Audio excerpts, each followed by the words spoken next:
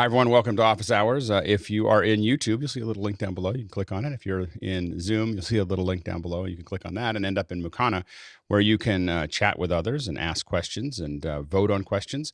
Now, if you think you can answer the questions, then what you want to do is actually get here at 6:40 a.m. Pacific Standard Time. Raise your digital hand and jump into the panel. We'd love to have you. This panel is constantly growing and evolving. We have a great panel today, as always. And we'd love to have you be part of it if you think you can add to the conversation. It's not a matter of being able to be, this is one of the few places, I don't know if you ever watched the, what are the demotivational posters, which is one of my favorites.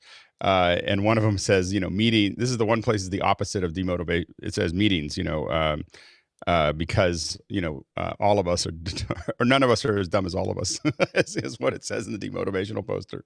This is the exact opposite. So this is the one place where we actually have a meeting where all of us is much smarter than one of us. So you may think that you may think that you don't know everything that we know. We don't know everything that we know. We know our little part of this play, our little part of this process. And each one of us adds that nuance to what we're doing. And so it's one of the few places where meetings are like that. So anyway, so we get together, we all talk about it. And so we all may seem like we all know these things, but it's really because we're just picking the areas that we do know. So what that means is that you should come in. If there's a little specialty that you have there, you'll have that question that comes up that only you can answer. And so we'd love to have you join. We open the doors. If you're not sure if your kit is ready, if you're still putting things together, you can come as early as 6 a.m. Pacific Standard Time and raise your digital hand again and jump in, and we can look and see how things are working and see if you're ready to be on the show. First hour, of course, is general Q&A, whatever you want to ask about virtual or media production. Second hour is something that we think is important to talk about a little bit longer. Today we're going to be talking about coordinating social platforms for events and how we might use those and how different people on the panel use those approaches. Now, tomorrow is the final AWS. It's part 4 of our AWS series. Incredible series. If you haven't seen any of the AWS stuff on Fridays, you should go back and watch them and then come back and be here tomorrow. But even just by itself, it'll be valuable.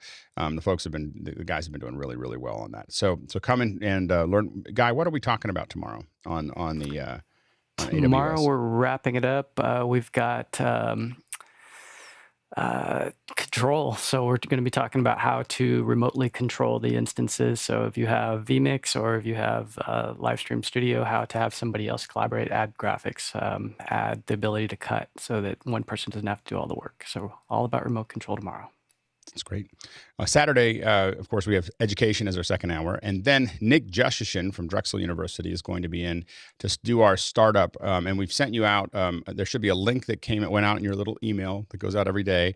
That is a video from Nick on the basic overview of what you need to get ready for the training. It's not very much. It's not overwhelming.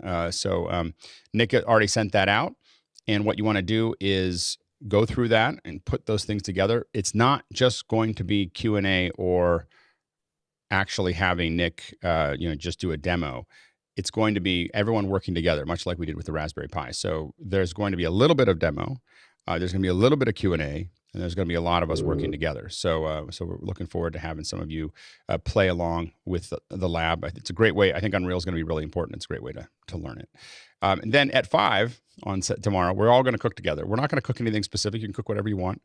We're really playing with cameras in the kitchen. So it's just going to be an experiment with what that looks like. Next week, we're going to pick something that we're actually going to, we'll kind of decide on what we're actually going to cook for next week. But this week, we're just going to play around with the idea of what it takes to put 1, 2, 3, 4 cameras in our kitchen and talk to each other and cook and just kind of see what that looks like. This is preparation for working with Madeline Smithberg and Matt in the Kitchen a couple weeks from now. And so what we want to do is just kind of get a sense of who's willing to play and what it takes to actually do it. So that's Saturday at 5 p.m. Pacific Standard Time. And now we're ready for the questions, Bill.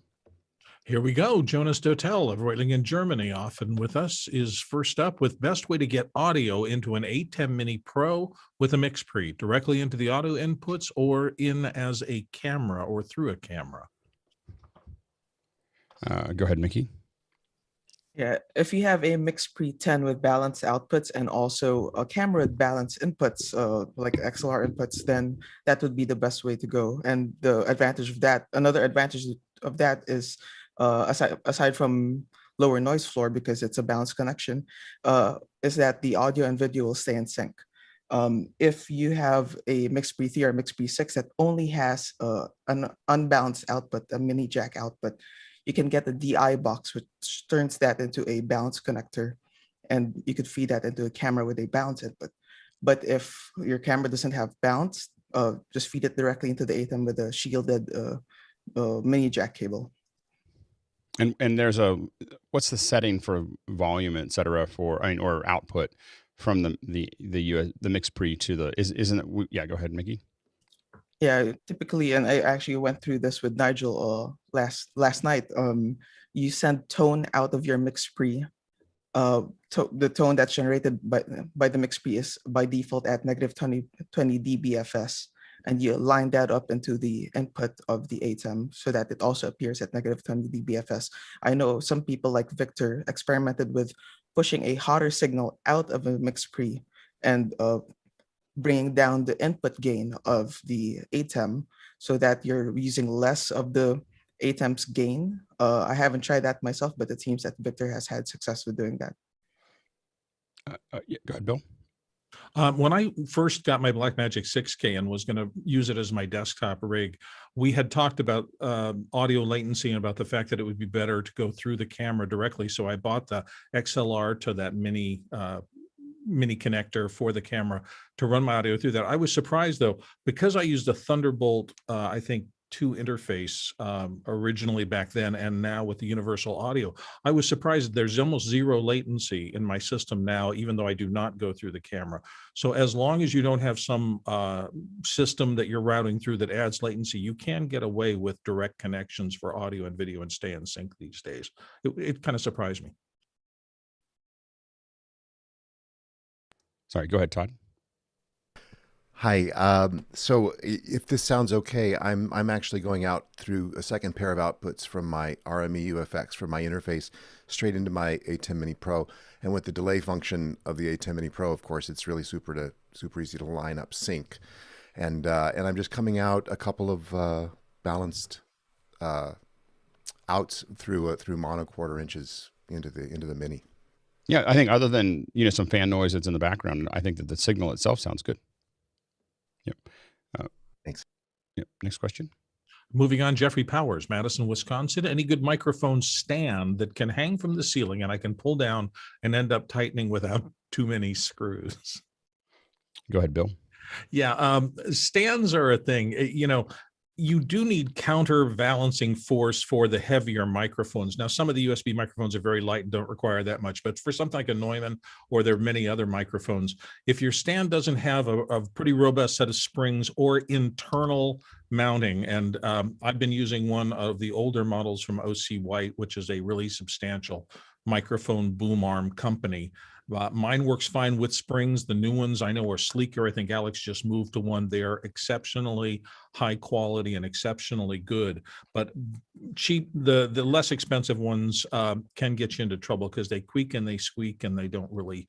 The goal is to be able to put your mic wherever you want it, let it go, and it just stays exactly there. Period. No discussion. Go ahead, Ken. Yeah, I can demonstrate the stand that I've got above my head, which just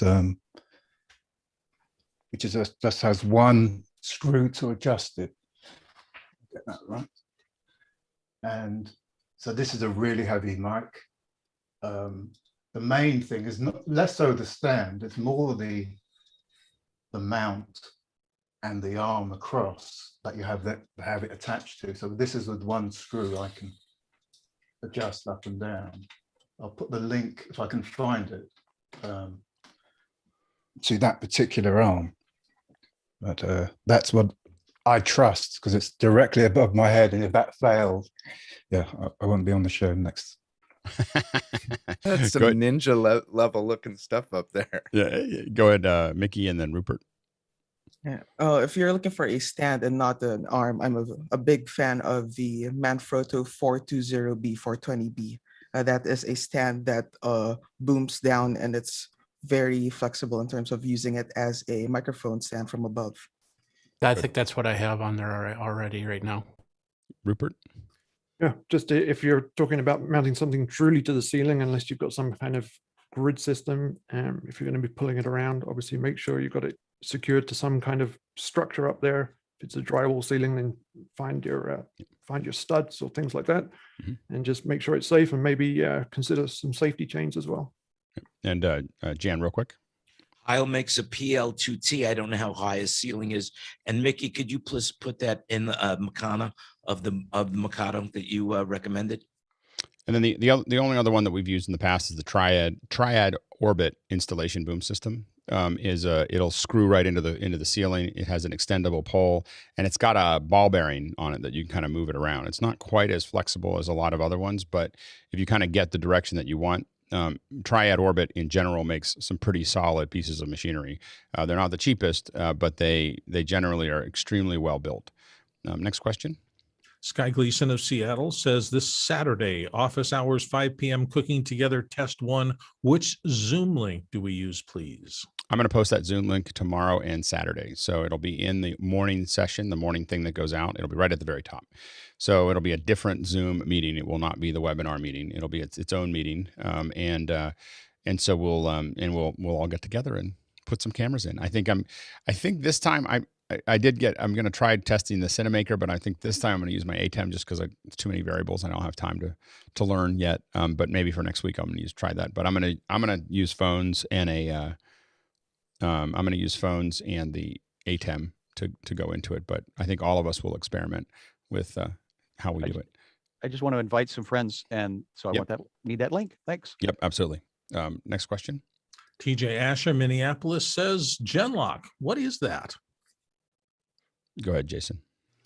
Genlock is a pulse that is used to frame accurately calibrate cameras. So it's not to be confused with time code, which is a semi-accurate thing that synchronizes when cameras are, begin and end the frame. That's the best way I could explain it. Go ahead, Mickey. Yeah, time code is more of labeling each frame of a video stream. Genlock is a reference signal that is generated by a sync generator, and it tells every piece of video equipment, be it cameras, switchers, or whatever, routers, when to generate a frame or when to expect a frame to arrive, so that everything is lined up in sync. And you have Genlock generators that are like 1U rack mount units or 3U rack mount units, and you have Genlock generators that are this small. Go ahead, Bill, Sky, and Chris, pretty quick. Very quickly, if you want some detail on the technology, just look up video black burst, and the technical doc should give you an idea of how Genlock works. It's Sky and then Chris.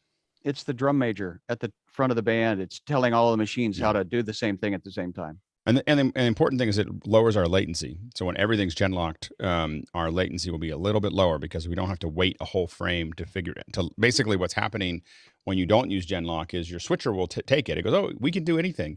But basically, it has to wait until all the frames come in at a time. So you're actually getting higher latency because it's just holding on to them until it puts it out there.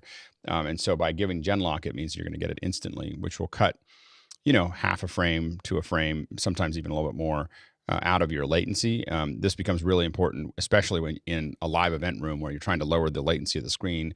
But in all broadcast, you will actually feel it in the switcher. Like when a switcher is genlocked to all the cameras, it'll just feel snappier because it's actually cutting a little bit faster than what you've seen before. You can't really see it, but you can feel it when you're cutting a fully genlocked system. Chris? What I would say is that imagine a neighborhood where all the lots are exactly the same size. They're all 120 feet wide. Time code is the address on the front of the house, and the Genlock is the 120 feet. You know that every 120 feet there's a new house. I just don't know what it's called yet. Right.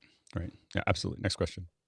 Leo Mandel of London in the UK says, can you give a quick overview of the office hours live audio to SoundCloud?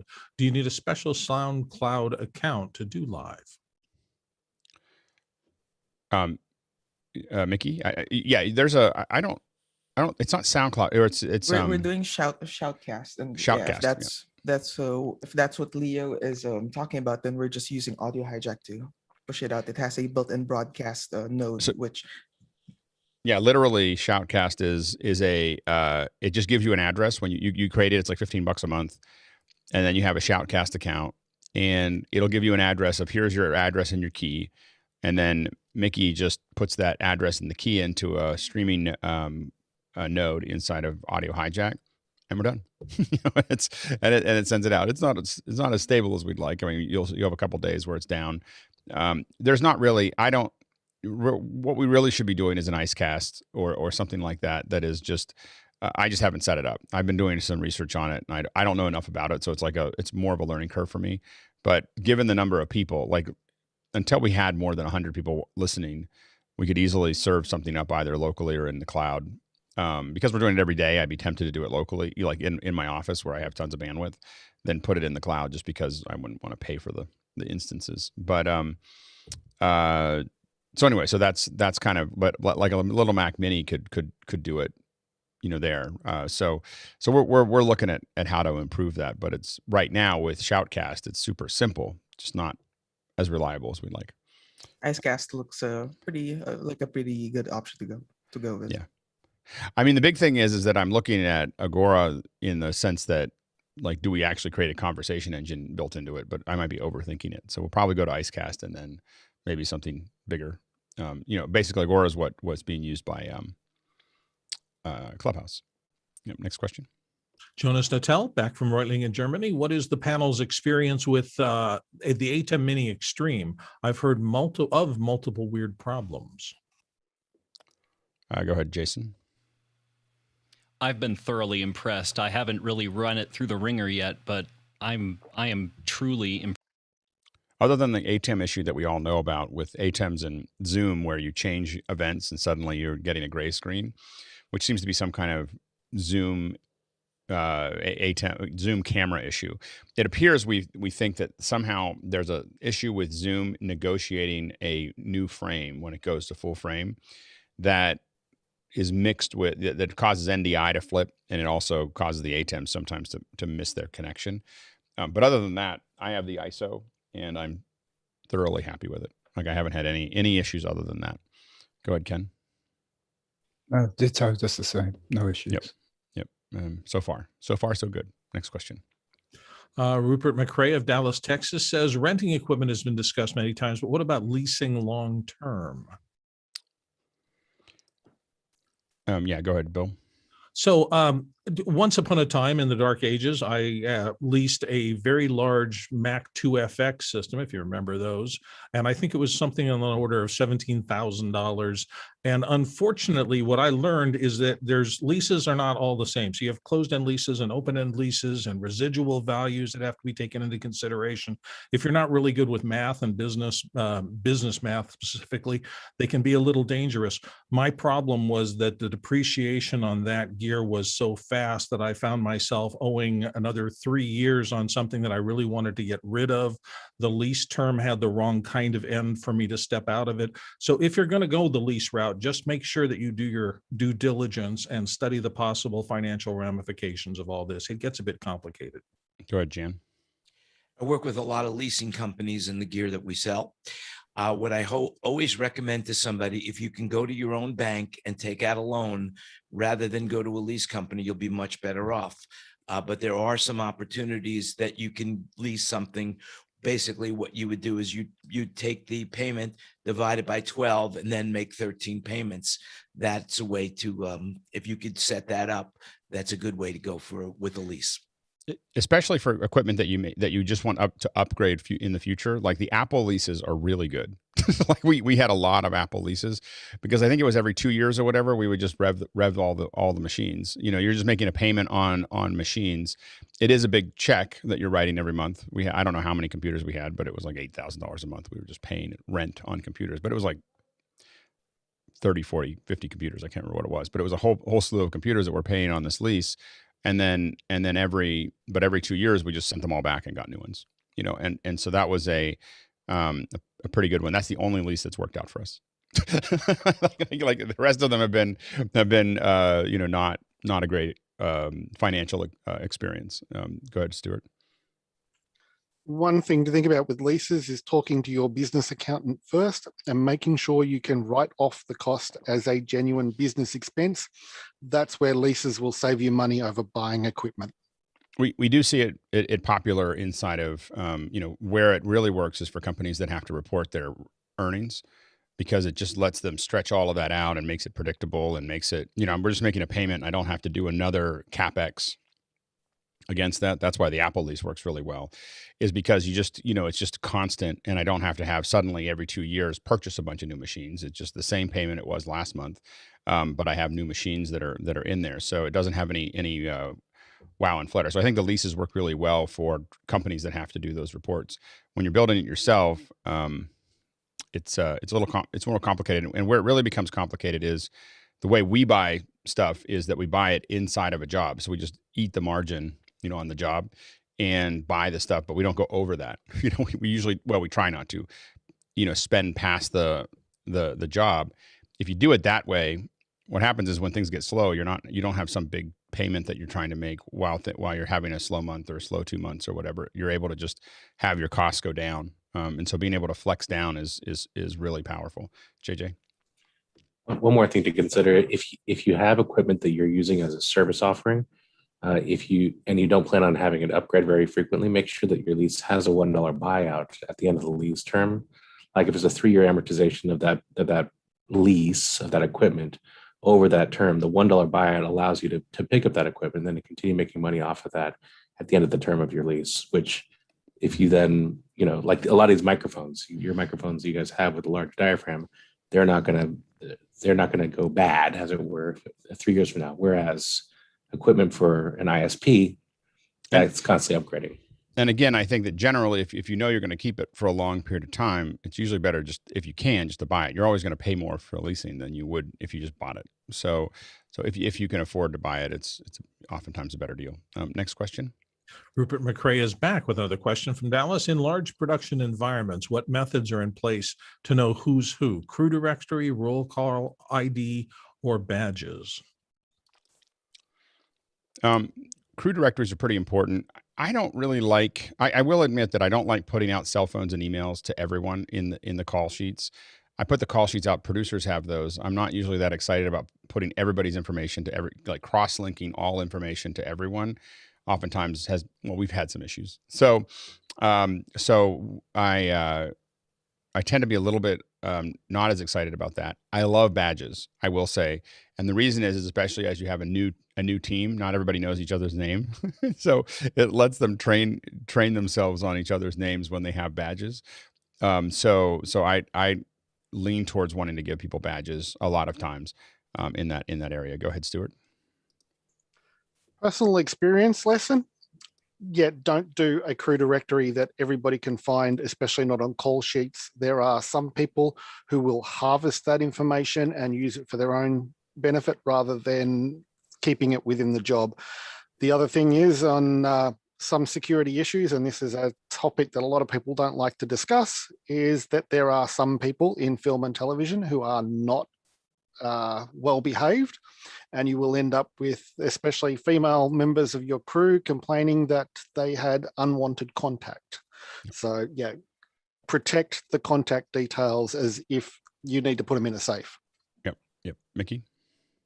Yeah, I don't know if it's the same for live events and also, but on like film sets or TV sets, it's typically done during the pre-prod meetings. That's where everyone is introduced to everyone else. And then on days when there are new people who come in on set, we do a company call every morning and new people are introduced there. Go ahead, Dave. Bill? And as things get larger, there's another rule that I have, which is that this is the subtle part of not just who's who, but who has authority. I treat everyone like they're more important than I do when I come into a set that I'm not comfortable with, or I don't know everybody involved.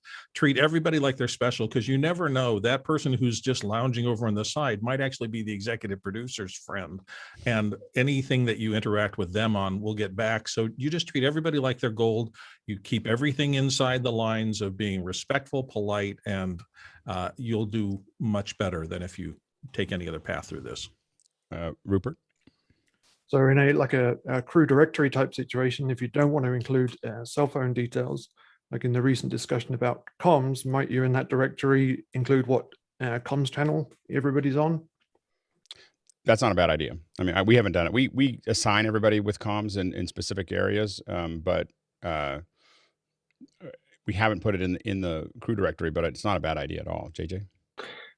To that point, I think on one of the last jobs that I'd worked with Alex, he pointed out that you really shouldn't have to have all that information as long as the comms work.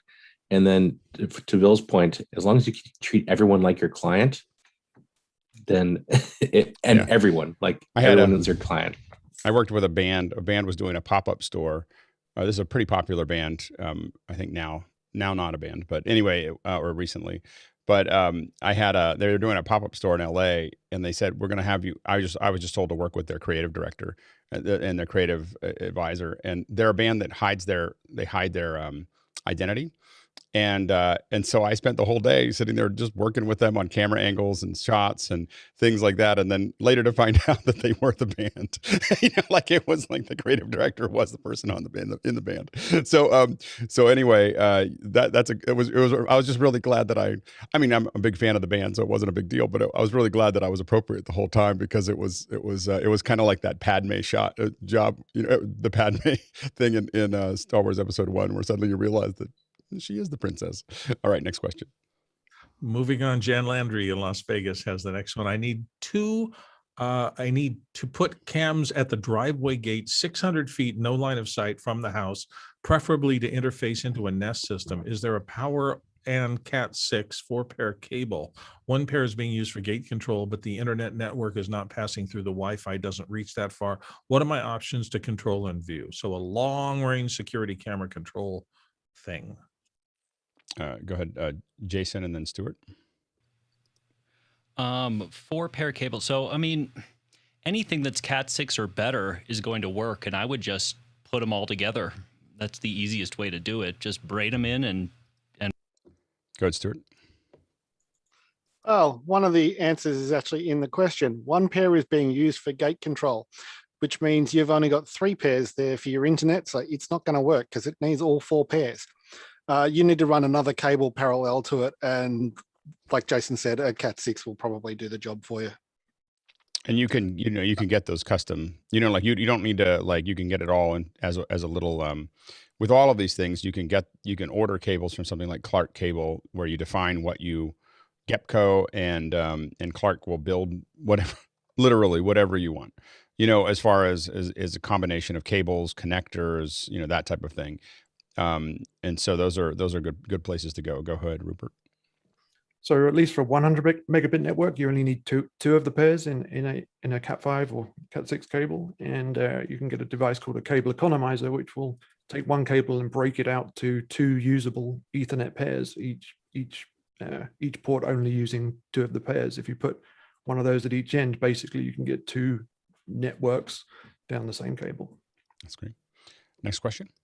James Babbitt of San Diego says, could John I please talk about using the new microphone cable booster? Is Idelson here today? I don't think I saw him. He is. He's hidden here. His camera's off, though. He must be offline for a second. So Yeah. we'll go to the next question. Okay, Doug Ferguson of Fort Wayne, Indiana. Alternative to Dropbox, nothing fancy, like Frame.io, just for file transfers to customers. Go ahead, Jason. The only thing that I can think of that's cheaper than something like Frame.io would be Google Drive. If you have G Suite or Google Workplaces, it's pretty fantastic. And on the higher end, there's It's unless you work for Google, it's not usually Google Drives are not by clients not seen as much as a professional solution. So that's the only downfall. It's from appearance. It just feels like you just kind of hacked it together. Maggie, we use WeTransfer quite a bit and have had some success with it. Yeah, WeTransfer is pretty popular. Bill. I'm not sure, but the last time I closed out of Frame.io, Transfer stayed open, which is their high-speed back and forth thing. I'm not sure if it's separate running. Alex, do you know if you don't have Frame? It's just an interface. Transfer is just an interface to Frame.io. Like So it just interfaces to your account. Yeah, it's just all it does is it's a desktop app that creates a more stable connection for large files that just isn't using the WebCam. Okay. JJ and then Ken. Sync thing actually is one that I'm playing with right now, and it allows you to have multiple locations, and it's also open source. You go ahead, Ken. Yeah, if you've got Office 365, OneDrive is a really kind of secure and professional looking. It is. It's OneDrive again because it's used in corporate. OneDrive and Google Drive tend not to be seen by clients in general in the same light as something that's a more third-party solution. So that's the only thing to keep track. They both work just fine, but the ones that we see, as a professional, WeTransfer, Box, Dropbox, those are kind of ones that a lot of people kind of assume are kind of standard. I have to admit that we use Frame.io because it's so fast. Stuart. Yeah, just for budget limited people, mega.nz do all the same sort of things as Dropbox and what have you. And if you have everybody on a particular production go and sign up and say that they're part of different, like that they were recommended, one of the accounts gets a massive boost in available space for one of their sign up bonuses. So that's kind of useful on short films. Next question. Moving on, this comes from Nigel DeSalle in Austin, Texas. I think you're one off. Whoop! You just did somebody? Oh, sorry, somebody must have cycled us. If you start asking the question, I'll hit answer. If you start answering asking the question without hitting answer. Okay. So. Let's see. When you carry is probably not it. It's Nigel's the second one. No, James. No, James. Oh, James Babbitt. That's the one lost. Thank you.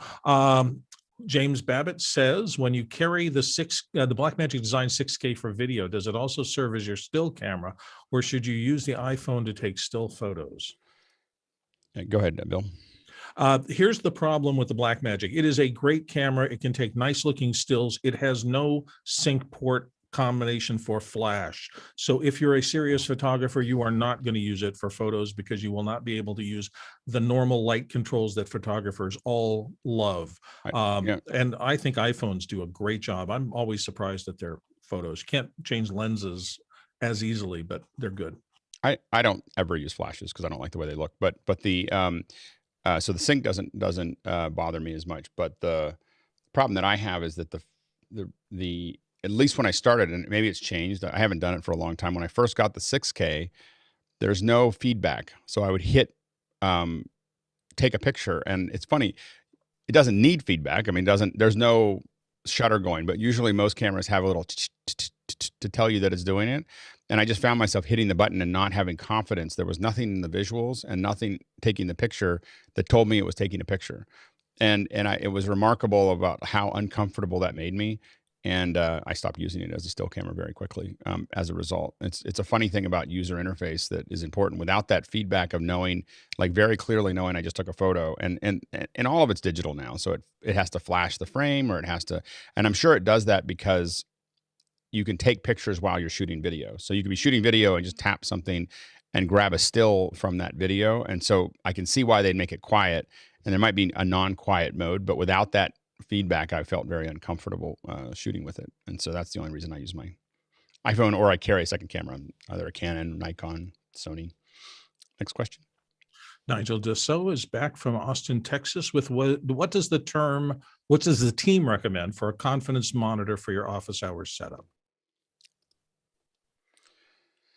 I have a lot of Dells, actually. Dell 24-inch are the ones that Dell 24-inch 4K are the ones that I have we started standardizing on those a couple years ago, and maybe 5 years ago.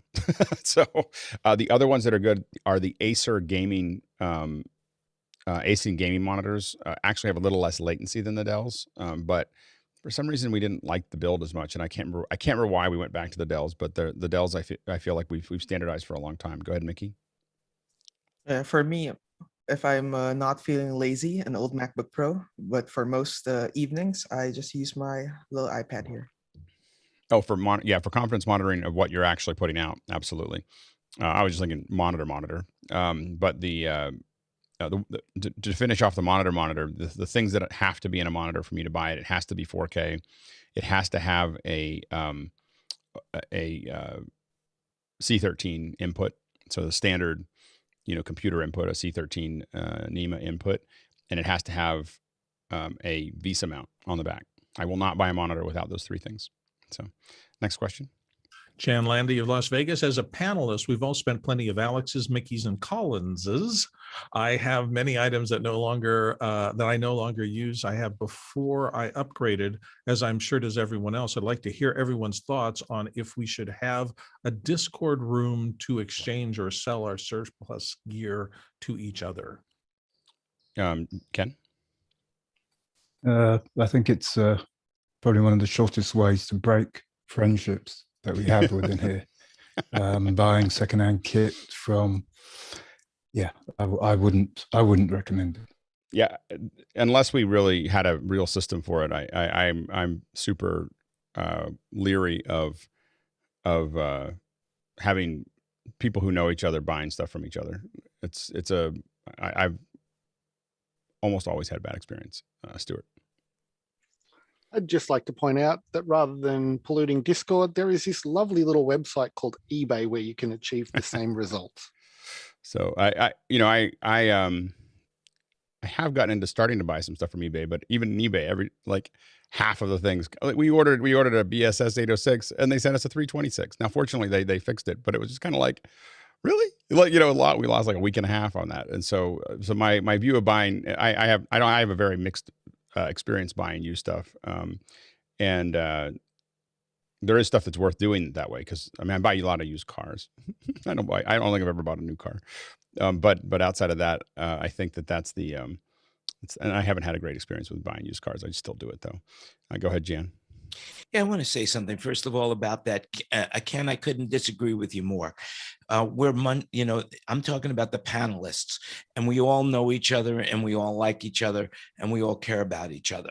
So the thing about it is that we're not going to sell people something on this panel that's not going to work only for one reason: peer pressure, right? No, it's not that. It's just a misunderstanding is what causes trouble. Is that I think it's fine, and then you get it, and you don't have the same. Your expectation doesn't align with my expectation, and it's all honest. But then people get frustrated, and then someone feels like they got hosed, and it's one of those things that it's as a social experiment. It's not something maybe someday we will do it, but it won't be anytime soon. Go ahead, Maggie. If you don't need the money for it necessarily, I know there's a lot of arts groups in towns that don't have money to purchase a lot of this gear, and this gear is way high level. We have an at-risk youth theater company here, so if you don't need the money, maybe hand it off to somebody who could use it. I give away a lot of gear that I'm not using. That's what I do. How's that mixer working, JJ? Is it working? It's working, but they're downgrading right now, so that's a sore subject. Okay. All right. Next question. TJ Asher, panelist from Minneapolis. Early on, when folks made a recommendation for an item, they'd often put a link in Mukana for that item. It seems like we've gotten away from that practice lately. Can we get back to posting links to recommended items into Mukana? Yes. And one thing I was thinking about, I didn't know people were interested. While we're doing this, anything that I find interesting, and pretty kind of all day, I'm constantly adding to my my little bookmark thing is almost useless in the sense that I can't find it. Nothing stays there because I'm just constantly dragging stuff into it. It's the easiest place for me to drag it in. But one thing I was thinking about doing is putting up a Flipboard that I just, can just post stuff to Flipboard of random stuff that I thought was interesting that day, that I've been pulling down. Is that something that would be useful for people? Would people enjoy that if I'm that's like a tech Etsy? Well, it's like a tech Flipboard. It's just like when you guys are talking, when someone brings something up, I'm like, oh, that's cool. And I just drag it down. And when I'm all day I'm kind of doing that. It's just my behavior, but I could put it in Flipboard and so people could see it. I don't know of any other easy way to just put up a list is the issue. That's why I use Flipboard, is just because I don't, that's the easiest one for me to just, it has a little plugin in my Chrome browser where I can just tap on it and assign it. Mickey? Yeah, I think like we have a really great tool, Discord, and it's segregated. So like, you know, I know this will sound crazy, it's just the problem for me is that it is literally the copy and paste will take, I won't do it. like I just know that like while I'm working, it like literally the whatever. I mean, I could make it Alex's list. I mean, the thing that I've been looking at is making it, you know, something that's not just in Discord, but something that's public. You know, that I just put a thing in Flipboard to do it and let people subscribe to it. And then it becomes a draw, because I would make it like office hours links or Alex's office hour links or whatever, and then put it up there, and then more people would end up in office hours. Jeffrey? Yeah, I haven't seen drop in the links in Mukana, because even with the question that I asked earlier, all the links that people suggested, they put links in there. The other thing is, you know, you have Flipboard, but you can also use Pinterest for that, and that also has a Chrome edition on top. I will not use Pinterest. Anyway, go ahead. Why? I won't get into it. I second that. I I will not. never use Pinterest. Fundamentally, I will not use Pinterest. Philosophically. So, anyway, so that's a whole nother story. So anyway, next question. Nick Goodfriend of Bedford, New York says, with the availability issues on the 2-ear pile and Polson mics, I've been poking around, discovered the Nady HM-10. Anybody have any knowledge? The 1-ear pile is making me nuts. Thanks. Has anyone seen the Nady? This is yet another, we just keep on researching these, and I don't think I've seen this one. Nady was a brand of wireless for a while, and it was pretty low end. That doesn't, I mean, we're not looking at a high end thing, so it may be fine, but I just, they look like they're a little bit more expensive, but they could very well, you know, this is a TA3. It could be good. Be another one for us to test. I think at some point there'll be some point where we have a budget at some point to just buy lots of things. I'm doing it in a micro version of that right now, but go ahead, Jeffrey. The only problem I have with Nady is their quality control is not there. So one person can have a really great microphone experience. The next person can have just the worst experience in the world. Got it. Yep. Next question. Moving on, the next one comes from JJ McKenna, Santa Venetia, here on the panel. And JJ says, what is the cleanest and most accessible format to record audio that will be edited later by another party? Go ahead, Mickey. Definitely linear PCM wave files. Yep, absolutely. Next question. Moving on to Joe D'Amato from Vancouver, British Columbia, Canada. I understand that there is a trick to getting Zoom to increase the recorded resolution of the Zoom meeting to 720p by attaching the Zoom event to a Facebook or similar stream. Does anybody know these steps to increase the Zoom resolution? Guy?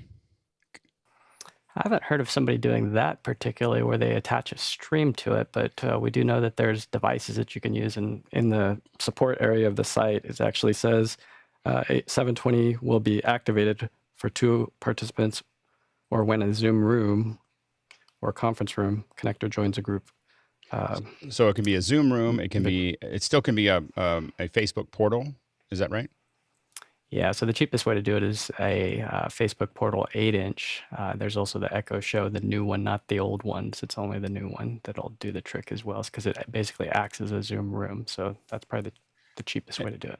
And then is there any web page that people can use that can? Yeah, we're still playing around with this meeting meters beta test, where eventually we want to have, like what we see here, the WLM meters come in and actually sit in your meeting, and it's a Zoom room, so it would achieve the same effect. So we're still working on being able to scale this past 100 Zoom rooms, which is, it's a lot of work. Is it working? Is it working right now? Well, we could make it work on a small scale, but it's the ramping up of creating hundreds of Zoom. No, but if someone went to it now, would it work? Yeah. Or is it? Yeah, if you go to meetingmeters.com right now, it'll upgrade your meeting to 720p. It'll send in a Zoom room and it'll bump it up. So That's the freeway, but right. Yeah. Yep. Absolutely. I'm getting server not found on that guy. Meeting meters, METERS, not. Yep, following the link that was put in the Mukana chat, and it gave me a server not found. Because we just started talking about it. Now everybody's using it. Just used it this morning. All right. I think it the might S be is in there. country That should, specific. you gotta take the S out. Whoever put up the link. Okay. Yeah. Meeting meter, not meeting meters. Meeting meters with it. Oh, with an S or without an S? Jonas got the right one in there. You can click on it now. Awesome. Yeah. There we go. Next question. Hasmuk, our friend Hasmuk Dejar of Cape Town, South Africa. In no option to create a Zoom co-host. Meeting scheduled by talent with free Zoom account. I started that meeting with free login details. Joined the meeting with my new 1080p, thanks Guy, account.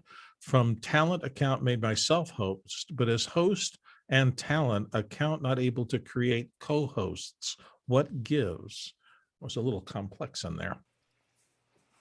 He just not having the option to create co-hosts. Good. So in the meeting settings, you actually go on the zoom.us site, go to settings on the left side, then under in meeting where it says basic, click on that. Woo. And the one that you're looking for is the one that just says co-host, which is this one right here. And you just got to flip that on. And now you'll have the ability to add co-host. If it's off, then it won't work and you won't have co-host. So you just got to flip it on in the back end. Next question. Moving on to Jan Landy of Las Vegas again. Has anyone used the FilmicPro's Firstlight still camera? And if so, would you recommend it? Currently, I use Halide as my go-to quality iPhone camera. How does it compare and what does the panel recommend? There's always a silence as we all type it in. Like, what are they talking about? I haven't seen the. I'm not familiar with Firstlight. We've been using. I mean, I use FilmicPro every single day, and I have not used Firstlight. So Firstlight looks like it gives you looks of to control it. I haven't used it. I don't think a lot of us are. I mean, I think of it as video. To be honest with you, I wasn't even that familiar with it, that it did photography. I admit that most of my photography is all done just with the built-in app. Go ahead, Jan. Yeah, if you click on the settings of FilmicPro, flashlight is highlighted in red, and then if you press it, and it seems like it's got high ratings, but I would just want to know what the panel thought. Yeah, I don't know if anyone's used it. Yeah. Now we're all going to go check it out. So we'll probably all download it now and play with it. So good. Well, thanks for it's thanks for the $8. I suggestion. don't know if it's $8, and I've spent so much. I bet you there'll be a bunch of apps. us. They owe you a coffee, Jan, because they probably made just a couple dollars here. All right, next question.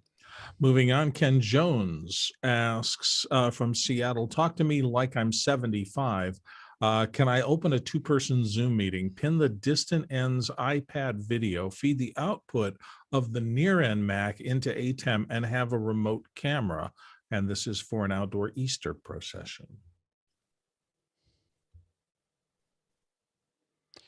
I think you could do that with a meeting, or not with the Zoom room. Like you could have feed the output to a near-end Mac into an Atem. Yeah. Well, you could have a remote camera. Anyway, go ahead, Nikki. Yeah, if the remote person comes into the meeting with a mobile device like an iPad, Zoom will not do the 16:9 crop on the image. It will keep the native sensor aspect ratio, which is 4:3. So that's an issue you might run into. Does it do it with both the iPad and the iPhone? Yeah. Yes. Yeah, 4:3. That's the. Don't understand. Yeah. So other than that, you would be able to do that. Absolutely. Yeah. To get that out. Next question. Moving on, Jan Landy in Vegas is back with, is there a search feature in Mukana? Why does Mukana reset every day? We reset it every day to keep the conversation clean. I mean, it just stacks up, in the database otherwise. And so, and there's not really any search functions right now. It's still a in the moment kind of thing, and that's by design. Jason. Yeah, Mukana is designed to be ephemeral, and at the moment, if you want something that's searchable, use. Yeah, at the moment it's designed. It's just as in the current state, it's designed to be ephemeral. Next question. Jamie E. in Alpharetta, I believe that's in Georgia, says needing to stream a local youth theater production with no budget. Am considering iPhones, iPads for B cams controlled with FilmicPro and an Atem Mini Pro ISO to stream or record for later playback. Would I need another iOS device to control each B cam device? Is there a better way? I think you can control more. I think you can control. I believe it was I want to say up to 4 cameras with the Filmic remote. So I believe that Filmic remote will control more than one. I've only played with it. I have to admit that Filmic. I've only played with a couple. Let's see here. Yeah, I'm not. Has anyone played with this enough to know? No one knows. Yeah, go ahead, Bill. Well, not that, but is it Switcher Studio? Isn't there something that takes 4 iOS devices and brings it into a little switcher interface on an iPad? Well, there's Cinemaker, but I think they're using Atem Mini Pro ISO already. So it's really just a matter of figuring out how to use the B cams, in Filmic Pro. But I think what you're looking for is, Filmic remote to control those cameras. And this is actually the experiment I'm going to do on Saturday for the little cooking thing.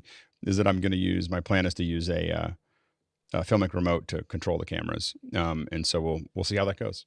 So it'll either be amazing or not. So we'll see Saturday. Next question.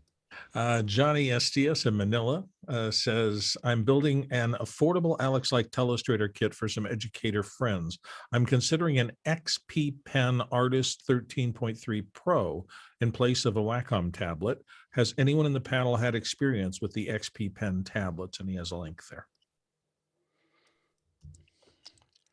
I haven't had an experience with this one. Let's see here. Just taking a look at it here. They, theoretically they should all work. I don't know what the price point is on this. I will say that this has been the big thing. The thing that's been great is that these have pulled the price down. So it's $300. I will say that in general, every time I got something other than a Wacom tablet, I was disappointed. This gets into that, what Chris Fenwick calls buy one, cry once, which is that I bought a bunch of them thinking I could save $100. It used to be a lot more. So the Cintiq that I'm using right now, being able to do this is something that I'm attached to. And this is a Cintiq. I did buy the new one, which is only a little bit more than the one you're talking about. And it works great. I have the Cintiq because I have the Cintiq. But so I spent a time buying a whole bunch of these pads. Now they may have gotten better, so I don't know for sure. But I stopped buying them because they just kept on being wonky. Go ahead, Jeffrey. Yeah, I think I talked about this on Amazon back during Black deals. The one thing about this tablet is it is a non-battery pen, so you could use any stylus to work onto the tablet, but it doesn't have that connection between the pen and the pad, so you might have a lot of mistakes coming through. Well, I don't think that drawing on it. There's no battery in the Wacom, the Wacom Cintiqs, or those pens don't have any battery either. So I think they're all in the same space. I will say that the advantage that you have with the XP Pen, looking at it, is that it does have some little buttons. So when you buy the Wacom tablet that goes down to near that price, you're gonna be challenged by that. I'd be really curious if you get it. That I'd love to have you come back and let us know what your experience is with it. I'm hesitant to buy another one right now because I have a bunch of them that I'm not using at the moment, but already. but it looks. I haven't used the XP Pen. I've used a bunch of the other ones, the Huans and a couple other ones, and they have not been a super great experience for a Mac user. Like on a PC, they might work well. The interface, for some reason, they don't calibrate well. And that's been the problem. Next question. Moving on, Doug Wood of Muskegon, Michigan says, Alex, I just watched the Mac Break show where you discuss using the Atem Mini with iPhones as cameras. Is there an equipment list you could recommend beyond those two items? Ask that question on Monday, because on Saturday I'm going to use four of the cameras, four iPhones with a Atem Mini, and I'll have opinions about how that went and what it looks like. The one thing I will absolutely say is that after testing lots of cables, while it's expensive, the Apple Lightning to HDMI is the only thing to use. I will not use anything else. I thought I had a better choice, and all these cables are wonky. Go ahead, Sky. Would you ever use the is it HD? What's the software? The way to get into your Cinemaker? I'm going to test Cinemaker. I haven't tested it yet. So, yeah, it's possible. Is it Bluetooth or Wi-Fi? I think it's Wi-Fi, but yeah. So I'm interested in that. I haven't dived into it yet. Next question. Art Bly Jr. of Cupertino, California says, best way to keep colored lights colorful, but at the same time avoiding them ruining your white balance, especially when it comes to facial complexion. Go ahead, Bill. So getting color to show up on a video screen along with natural color for a human face is about a 99% control your lighting thing. If you don't have the light spill on your background control, or if you've got light bouncing all over the room and the overall light level gets too high, your colors are always going to look washed out. That's simply how it happens. And as a matter of fact, my background right now, if I kick off the cyc lights, which I believe is there, I get much more colorful in the background because there's no spill light on it at all. But if I add that light because I want a lighter look, the color gets washed out. Just how it works. Yep, Ken, and then we'll move on. I'm sorry, we're running out of time. Yeah, it's same as Bill's, just a distance between. If you can further back, you can get the light from you, then less likelihood of spilling over onto it. Good, Mickey, and then we'll move on. Lock your white balance to whatever color temperature your key light is at. Yep. And you know, the main thing is you can turn the lights off in the background and then sync up your get it right, and then turn them back on, and then, or leave them all on and actually put something like gray or white or gray, white, and black, and actually measure those in a RGB parade is going to help you a lot in evening those things out. Next question. Mike Burns says, I just bought 4 nanlite 75s, wondering if I need batteries. Need them to work for at least an hour. Thoughts? And he misses you guys. Hi, Mike. It hasn't been here in a while. I have had a lot of nanlites, and the nanlite 75s are not, these are the long ones. I actually don't know enough about them to say one way or the other. Next question. Moving on to Ray Harris, what will be a good idea to use Flipboard? That will be a good idea to use Flipboard. And to Mickey's point, you could put a link to it in the Discord. That's just a comment from Ray in Houston. Okay. And then moving on to Thor Olson of San Antonio. So on Mac Break Weekly, Alex stated his Apple remote does volume control on his TV setup. Does anybody else find this amusing? I think he meant does not control my Apple TV controller. He might have missed the not, but does not. Yeah, I have a very complex audio system in my house, and the Apple TV, it used to work. I had a Harmony, interface for it and everything else, and then Harmony fell apart, and so now I'm in between. And because because I'm trying to decide how I'm going to upgrade everything, I haven't committed to something. So yes, I have to usually send one of the kids over to what we call fix the audio, so it can turn it up and down. And we know the numbers. The show is a 65 or a 50 or 72, but it's just because I'm not committed to anything because I haven't decided what I'm going to build into there yet. So that's why But my control, I can control the Apple TV, but I can't do anything else. Anyway, next, I think we're now ready to shift gears on time. I didn't think we were going to make it. But so what we're doing is we're shifting gears. There was an interest in talking about this, and I think that it's a very valid discussion of really figuring out how we use social media. One of the kind of the knee jerks for a lot of folks is we'll just stream it to everything. We'll stream it to Facebook. We'll stream it to Twitch. And I find that to be, I will say at the top, I find that to be a pretty painful way to do it, and kind of you're kind of giving up, in that area of using those different platforms that way. And now the funny thing is I'm going to do exact opposite here is I'm going to start broadcasting to all of the platforms.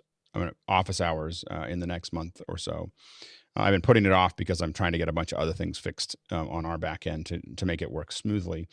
But the main thing is that the reason I'm doing it is to just look at performance. How well does it play? How many people watch it? How many, like there's some testing that I'm doing. And because I'm doing it every day, I can just kind of see what these trends are against those different platforms.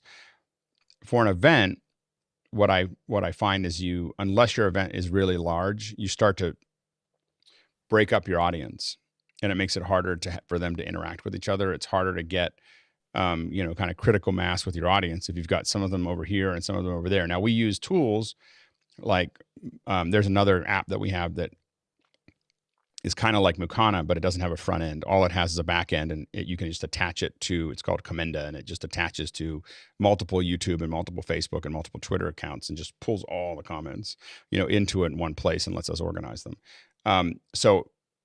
Other things do that as well. Restream, StreamYard will let you aggregate all those questions so that you can interact with them. But still, it is it's one of those things. Like I feel like when we do it for us, for instance, a single event, I feel like especially as you start to build a following, you want to kind of build it in a specific place. And you want to have a place that you can do it. So we start to just break up what we do and where we put things. I'll set out a couple things that we look at, and then hopefully other folks will raise their hand and jump in and talk about how they use different social media platforms. How I approach this is, and if you have questions about this or comments about this, use Mukana, or it'll be a real short hour. we don't have a lot of questions right now. So one of the things that I do is I usually decide where I'm going to get the main part of my show is where I'm going to get the highest average view time. So your highest average view time, interestingly enough, depending on how many people you have watching, is Zoom, because they go into an app. They're not in another web page that they can't easily leave. So Zoom is actually, in a smaller number of viewers, is actually a pretty good at getting average view time to go up. People tend to be a little bit more interactive there. Having some kind of Q&A makes a difference. Something that Zoom does that other ones don't is separate the comments from the questions. We do that in Mukana. Without that, it's really hard to have a meaningful conversation. The second best probably is YouTube from an average view time perspective. And that's because it's more like a destination. It's people go to it. There's not a feed. So while you get a lot of reach with Facebook and Twitter, the thing that brought them in really easily has them leave really easily. So you'll find that your average view time is much lower on Twitter and Facebook, a fraction. When I say lower, I mean 10th of the amount of time that that folks will spend on YouTube.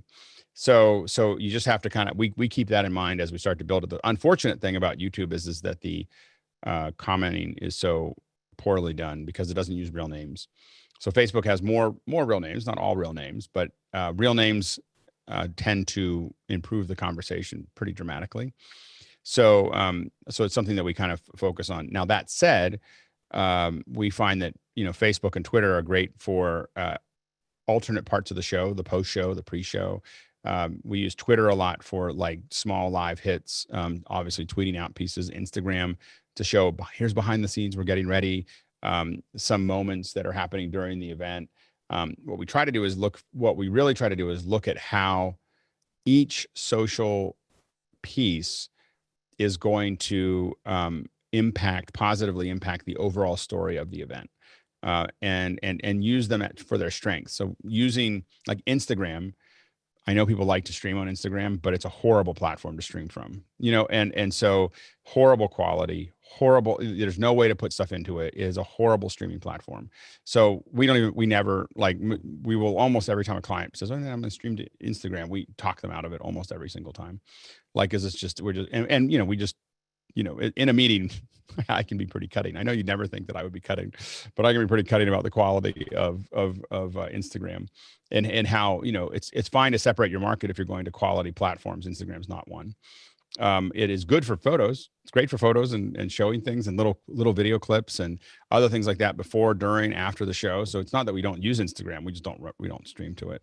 And so we do streams to Instagram on their own as specific activations. And I've talked about it. We haven't had to do it as much recently because most of our clients have slowly either they're not using it because I'm so cutting, or they're not using us for those Instagram activations. But I think that usually after talking to me, I haven't seen them use it on their platform ever again. So but I think that what we do when we do Instagram live streams is we do what I've talked in the past. We built a tent and we point it at a monitor, and then we feed all of our we can do a full on production inside of Instagram as opposed to the stupid little phones. And so anyway, so not that I'm bitter or dislike it. Does anyone have any other ways that they approach social media? Yeah, go ahead, Maggie. And then we usually identify the approach to social media based on the client. So if the client has like a bazillion Instagram followers and like nobody on Twitter, then it doesn't really make sense to go to their Twitter. So one of the things that we do is we try to use, if you have a big following, if you have a lopsided following, we try to find ways that we can even that out. So if I've got a huge Instagram following, how do I use that Instagram following to engage them to go to other social media so that I can, basically spread my risk out across all of those? Because you just never know which one's going to be the next, which one's going to build up. So a lot of times we try to use, by creating this kind of interaction between all the social media, this part's here, but it sells that some of this is over here, and this sells that some of it's over here. You're kind of moving people around so that you build followings in all of those locations as opposed to one. Go ahead, Maggie. Yeah, like some of our clients agree with that, and others are like, we're out of the Twitter game completely. We're just sticking with Instagram, which like is a whole other kind of like marketing piece that you can consider. But that's a great point. The other thing that came to mind while you were chatting is we use YouTube for almost all events as a way for people to Chromecast. So I think we talked about this like ages ago, that there's like a large amount of people that attend virtual events that just watch. Like they don't ask questions, they don't like do any of that stuff. So we almost always send to YouTube so that it's just an easy way to Chromecast. The main like weird thing that YouTube has going on right now is if you don't have more than 1,000 followers, you can't embed a live. So it's this like weird thing we've had with a few of our clients where they have, YouTube hasn't been a big thing until this year. And so they haven't been able to embed those lives. So it is a thing to keep in mind, which has meant that we've had to switch to Twitch for a few people so that we can actually embed it a lot easier. And then the other, by the way, that's that minimum. Well, there's two reasons. One is there's a cost to streaming, right? I mean, for YouTube. So are you worth it? The second is it tends to reduce the chances of someone streaming something that they shouldn't, like just creating an event, creating an account, and then streaming something inappropriate on a variety of different levels that we've seen in the past. By requiring them to build up a following, it usually makes it less likely that they'll use the platform that way. Anyway, go ahead, Maggie, and then we'll go to Liberty. Yeah, sorry, Liberty. I'll I keep on interrupting you. No, it's all good. The other thing that when I was thinking about this conversation earlier today was when we've talked a lot about like digital first events, which when we first kind of started about talking about that with our clients, we used it as a way to say like, stop thinking in person, like move entirely away from like in-person tropes and just trying to like recreate them virtually. And so what we found we had a lot of success with was when we kind of re-envisioned some of these things, they actually moved to social media activations away from being necessarily a production. So an example of this is we do a Techstars event every year where there's a crawl between all of the new tech companies in town. And so you go to each location, you get to see, they usually have a cocktail and some donuts, whatever, something like that. And so everybody was trying to recreate this online. They were like, how do we do a YouTube live or this, that, and the other? And we actually determined the best way to do it was to do Instagram lives and takeovers a week in advance as a promotional piece, but also allowed you to see into the culture of the company and what working from home with the company was like. And so it provided the same kind of sneak peek in but we thought of it in a digital first way, which then resulted in us actually using a social platform for it instead of doing something where we thought of like traditional streaming or, adding it as like a specific event during the week. So if that's That's helpful. great. That's fantastic. Yeah. Liberty? Where I just tag teaming here with tag teaming that looking at it as an experience. Like so often we just like social media and I just need to be everywhere. But what's the experience that you want to create? And the in advance part, as Maggie said, because that's where those behind the scenes, so often people are like, okay, it's the day of, or maybe even the day before, but a week before. Because when you look at, for those who have a business audience, if you're on LinkedIn, well, the way the algorithm works, if you post that or you're trying to engage with your audience that day, they're not going to see it. They're going to see it 5 days later or a week later. So backing into that is really important. So when you understand, okay, where does my customer or the client live, work, and play, and then showing up there. Yeah, and in that level of campaign, one of the things that we've noticed is for a live event, asking people for questions ahead of time, like, hey, we're doing a live event, what are your questions? It's a lot less spammy, to say, rather than saying, hey, we've got an event coming up, if we say, we're meeting with these folks, what do you want to know? What do you want to, like, how can we serve you with those different platforms is a super useful way to, you can get away with doing it relatively often if like you can't go too crazy, but 2 or 3 posts over 2 weeks is a totally doable number. One thing that we've been really successful with is also posting things that are related to the event, like the event's coming up, check this out. And you're really setting up almost their reading materials, but a little bit more informally. And it gets them thinking about that thing, as it kind of builds up. And then of course, lots of videos, little like 3-minute videos, 5-minute videos about the subject that are not, the big thing that I think people are really sensitive to is ads, ads and like if they click on a video, they expect protein, and so I think that, and you can really burn up your following really fast by just doing a pure PR, like, hey, we're doing this thing, blah, blah, blah, blah. But like, if it's something that is really important, and then at the end you say, hey, by the way, we're going to talk a lot more about this in the, it's a lot more, it digs in a lot deeper in our experience. But yeah, it's great points. Guy, you had a comment? Yeah, I was going to say, meeting people where they are. If you have a primarily YouTube event and then you go to simulcast it on some of the other platforms, you want to acknowledge the other folks on those platforms. You don't just want to simulcast and ignore those people, especially if there's a lot of comments going on, like in the Facebook world, and you say, like, tell me where you're coming from. And then all of a sudden, all these comments, you want to say, hey, shout out to Billy in the UK, and then rope that in. And you want to be mindful that the algorithm will smash down, especially Facebook, YouTube links. So be aware that Facebook doesn't want people leaving their platform. So if you're going to tell people to go over to YouTube, do it later on in the comments or do it with a CG, like a lower third or something.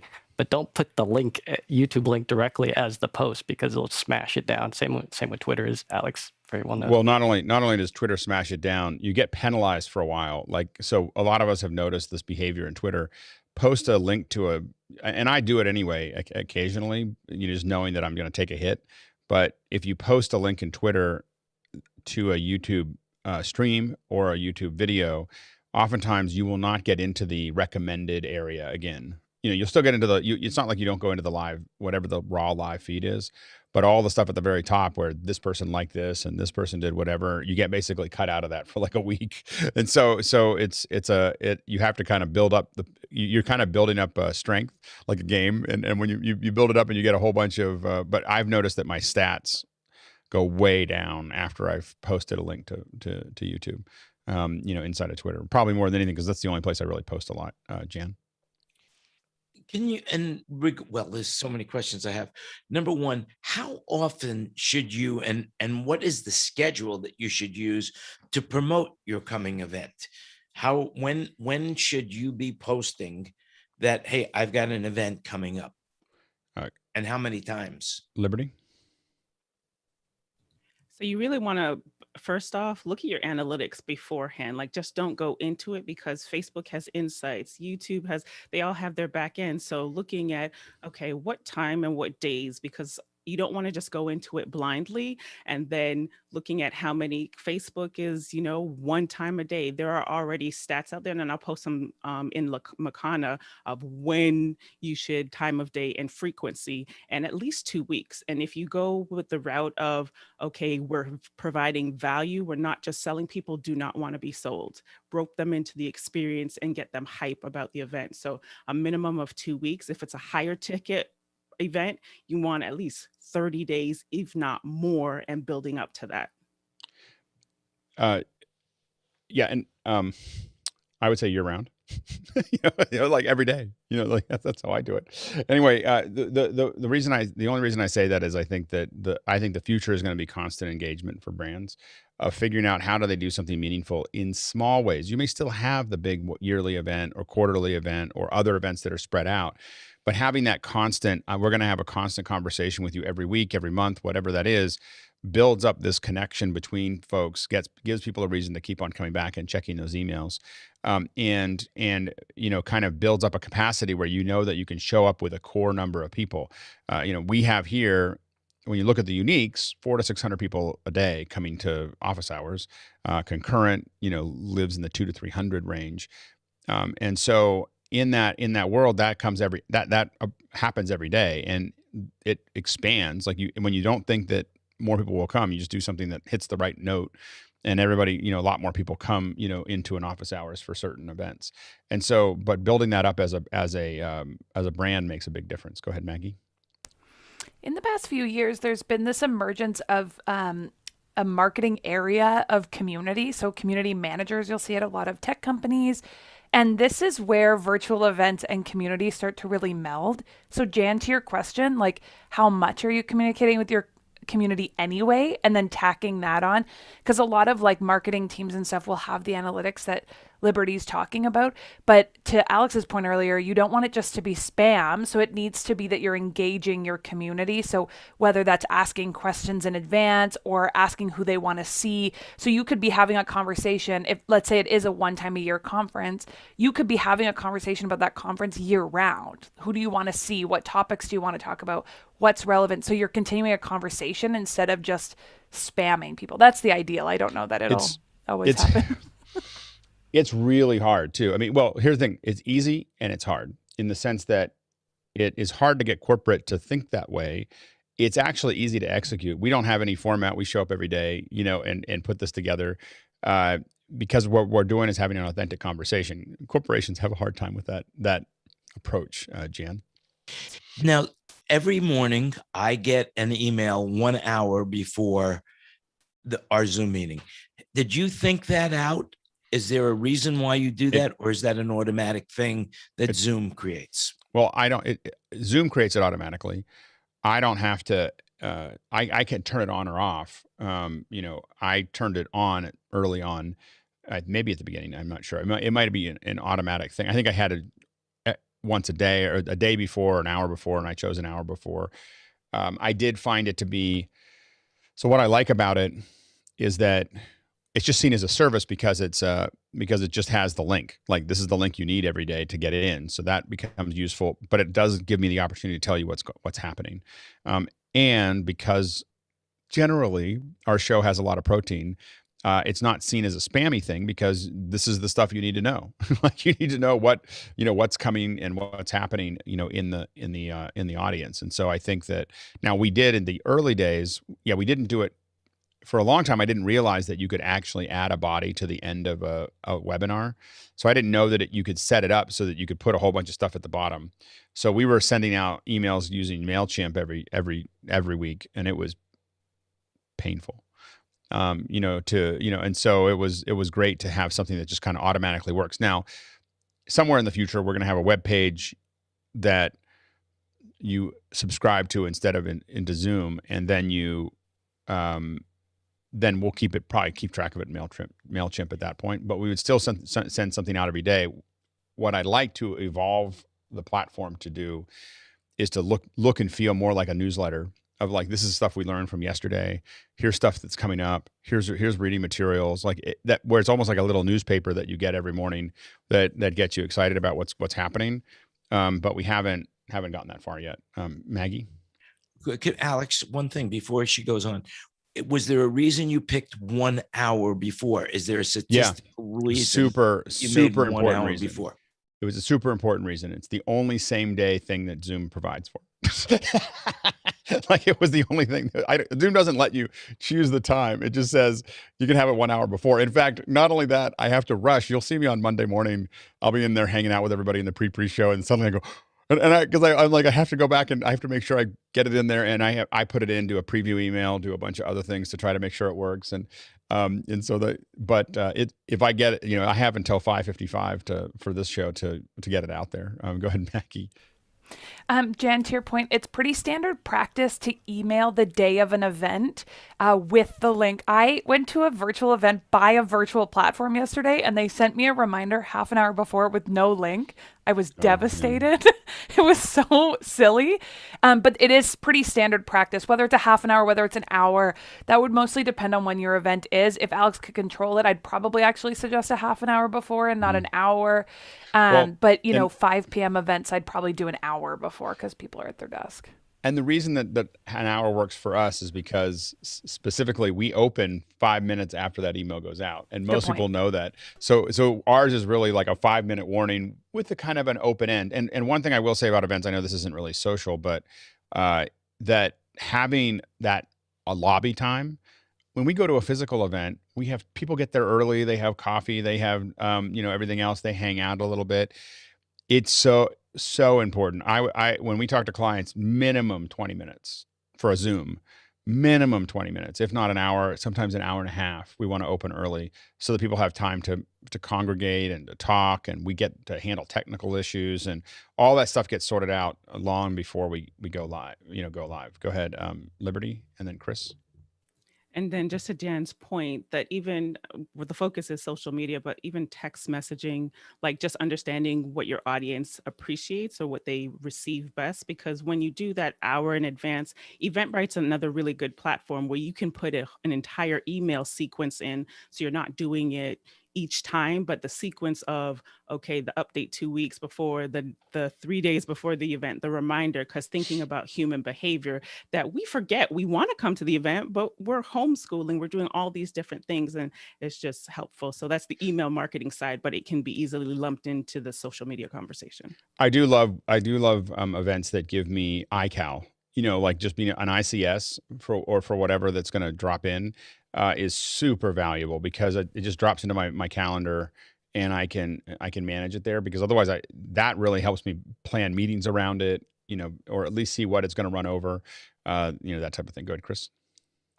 So would you have, I'm actually working with some people about an event, and I want to push them to have an hour pre-show as a meeting, and then I want to tell people, follow this link. The actual presentation is a webinar, and it starts next. As long as you give people a lot of time between the two. So we do that. We have a pre-show, but we then give them an hour to get into the other one. Like you just can't do it right at the top of the hour. So if you're going to send people from one place to the other, it's amazing. It's amazing how many people get lost between the two. And so and I think that, I do hope that we get into some kind of situation where everybody can be in kind of more of a meeting experience inside a webinar, and then be pushed into a webinar platform for the main show, so that you don't have people going into another link.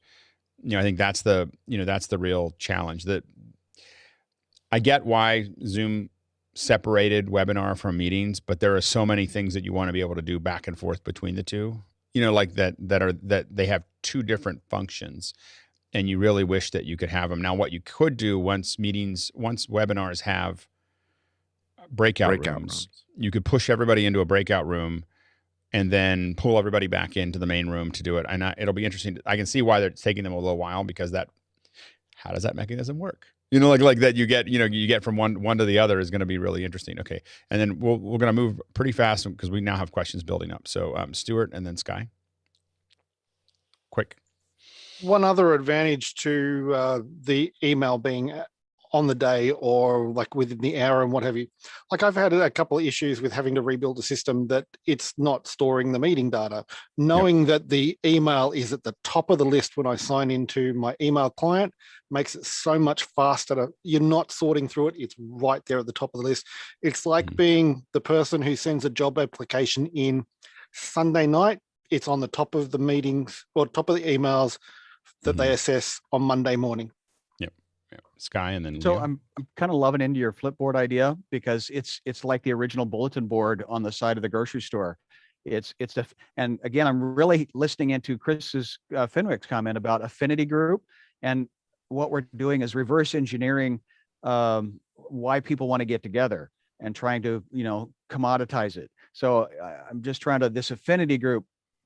Well, and again, again, is a key to this what we're talking about. You want to look at how you serve your audience. So, like, how do you serve the audience with, like, now some people will say it's 4-to-1, 6-to-1. There's a ratio. My goal is to get to 100-to-1 or 1,000-to-1, where it's of service to asking somebody to do something. And so, you just want to build up what I would call a karmic relationship, karmic account, with folks where you're constantly pushing into that, and I think that people want to make a quick turn. And that's a really hard thing to do. Go ahead, Leo, and then Jan. So on the email side, what I would say is that one of the things that people forget is they put the link particularly onto a webinar. And there's a lot of people who will join a webinar and will need actually the meeting ID and the password, particularly bad on corporates who block those links. So you need them to type them in. And then the other thing I would say on the events, particularly on social media, is always go live and then have at least a minute or so, because people take a minute and a half to log in. Well, there's a couple of things about that. Number one is that we've talked about this a little bit in the past, is that we will almost always try to go live at least 20 minutes ahead of time, even when we're going live. And we'll have the worst thing to do is a still, because people won't know what you're doing and they'll leave. The next step up from that, though, is a countdown clock. Okay, so we'll have a countdown clock with video and audio if you can, because that tells people something's happening and it tells you you're testing your system and so on and so forth. Then where things start to get interesting is like some pre-built material, and that can be time lapses of the build, little things that people should know. I know that Obama did like an hour and a half of every video they made the last year before the State of the Union. And people will just sit there and watch them, just watch all of those things. And that helps you. You got a bunch of people that are just sitting there with nothing to do. And so playing videos that entertain them, the absolute best thing to do is a pre-show. Like the thing to do is a pre-show. So, and if you can when we get back to social media, if you can do a pre-show, and you can be tweeting things out on Instagram. So like one of the things we like to do is we'll do a pre-show, but we'll do an Instagram of the people talking, saying, hey, they're in the pre-show, and put up this is what it looks like. You see all the cameras and you see all the things going on, or you might show the control room, gets pushed out on Twitter or Instagram. We've done that a lot. And that draws people in because now they see that it's a big production. So, or here's my laptop, whatever production you're doing. But the point is that we do go into the pre-show, and we use the pre-show as a social event of talking to people about it. And and that might be, we have a lot of corporate clients that are much more open to taking questions, in the pre-show that aren't their corporate leaders than they are during the show. So you can do a lot of Q&A and warm up the audience, and then, taking them in from Twitter, taking them in from Facebook, wherever you're going to pull them in. Then you go into the show and you're going to say whatever you want to say for the next hour and a half. Go ahead, Jan. In relationship to Chris and what you're talking about right now, as far as office hours go, you have a 5 o'clock, 6 o'clock, and then an after show. Why do you have different meetings for each one? In other words, you need a different link to get into the 5 o'clock. You need a different link to get into the 6 o'clock main show. And then you need a different link to get into what is the thought process behind that? And how do we interface that into what we're doing? Yeah. So, the reason I did it originally is because we use breakout rooms. I didn't want to leave another room open the whole time, like while we're in the middle of the show. So I close one show and I open the other, the pre-show and the post-show are there. So that's the beginning of it, is to let people have breakout rooms. The pre-show and the post-show have breakout rooms specifically so that we don't feel like we need to move fast, or maybe we don't need to move fast, and I just think we do. So I have a sense when I feel like a show, I want things to be moving forward quickly. You know, we rarely talk about a certain question more than a couple minutes long. In the pre-show, or the pre-show, we will sometimes talk about the same subject for an hour. And I feel comfortable doing that because I built a bunch of breakout rooms. If people don't like what we're talking about, they can go somewhere else, you know, and they can go talk amongst themselves, and they do. You know, some people will build up in the post-show. That happens more often than the pre-show, or the pre-show. The pre-show is because we originally got to that. We're going to go seamlessly from the pre-show into the show. And it seems like I don't want to shift people at that point. It gives people a place for people to come and hang out and warm up, and then just go into the show. So those are the things that I like. Even when they add breakout rooms to webinar, I probably won't change what I'm doing, because it kind of has a little bit of a speakeasy sense to it. We don't talk. I mean, if you're listening to the show a lot, you'll hear us talk about the pre-show. At the very bottom, the pre-show and the post-show links are there. But unless you're really listening, you know, it's not like we promote them heavily. So those are the folks that are really into what we're doing. And it gives them a little bit of there's a tendency for companies or organizations to want to pound everybody with everything that they're trying to do to make sure that they get the maximum ROI out of what they do. I think that what I learned working for Sony, so I worked in Sony college marketing, and I guess J.J. Abrams has talked about it, is the value of having a box, the box inside of the box. You know, like there's like something hidden inside that you can find, but it's not something that I'm going to tell you about, you know, or I'm going to promote to you. And when you can get into that kind of speakeasy kind of thing, where the people who know that there's a post-show or a pre-show or a pre-show or other things like that, you're going to get a different, you know, group of people there that are more into it. And it gives the folks that are, and I think that this is really important as you think about events, and especially as you do them regularly, giving the people who are really into what you're doing something a little special, something a little extra, is something that that I think it has a lot of value. You want to reward, you know, people who are really into what you're doing with something that's a little bit more special than the stuff that everybody else has. You know, so folks on YouTube have one experience. If you're watching this on YouTube, hi, it's great to have you. But it's better in Zoom, you know, right now, and there's a different experience for folks. And again, it's a little more casual. We're not broadcasting, so on and so forth for the pre-show and the post-show. So thinking about that inside of an event is also thinking about also how you can pull stuff in from folks. One thing that we've been really successful at is engaging people to use their own Instagram or their own, you know, this is something we haven't talked about, is reversing that feed. You know, how can you, in a live show, post people's pictures from Instagram, tag it with this, you know, tag your pictures from the event. You know, so if it's Dreamforce or whatever, tag your stuff in Instagram as, you know, tag Dreamforce. And then during live events and so on and so forth, you're showing these great images of people that are having a great time at your event. It's a great way to kind of pull people in. Let's go to the questions. Go ahead, Bill. Okay, we start off with Andrew Moyer from Oakville, Ontario, Canada. And he says, what are some software options for getting social media messages that could be then input into a switcher downstream key to display during a live stream? Go ahead, Guy. I got 4 of them if you're ready for all of them. First one's really expensive, Tagboard, and that is Instagram hashtags, and you can put the images into your show. That's super pricey though. We've used it and it's awesome. Wirecast is another one where you can take the ad Twitter feed and you can create graphics that are over green, and you just drop those into your vMix or whatever you're using. Another one is Facebook Live Producer Graphics, which used to be really, really expensive. It used to be like $500 a month for this VidPresso solution, but now it is free. Like, they bought the company and they're giving it away for free. If you haven't seen it, go to Facebook Live Producer and hit the graphics tab and play with it. It's pretty phenomenal. And you don't have to actually go live on Facebook. You can actually take that and put it as a browser input in some of the other things like OBS. And then there's Restream.io, and you can crop that thing and you can take all the comments from Facebook, YouTube, and this is what Photo Joseph does, is he just puts that as a key on the left side of his screen. So 4 different options. I'll put them in the chat. Go ahead, Stuart, and then Leo.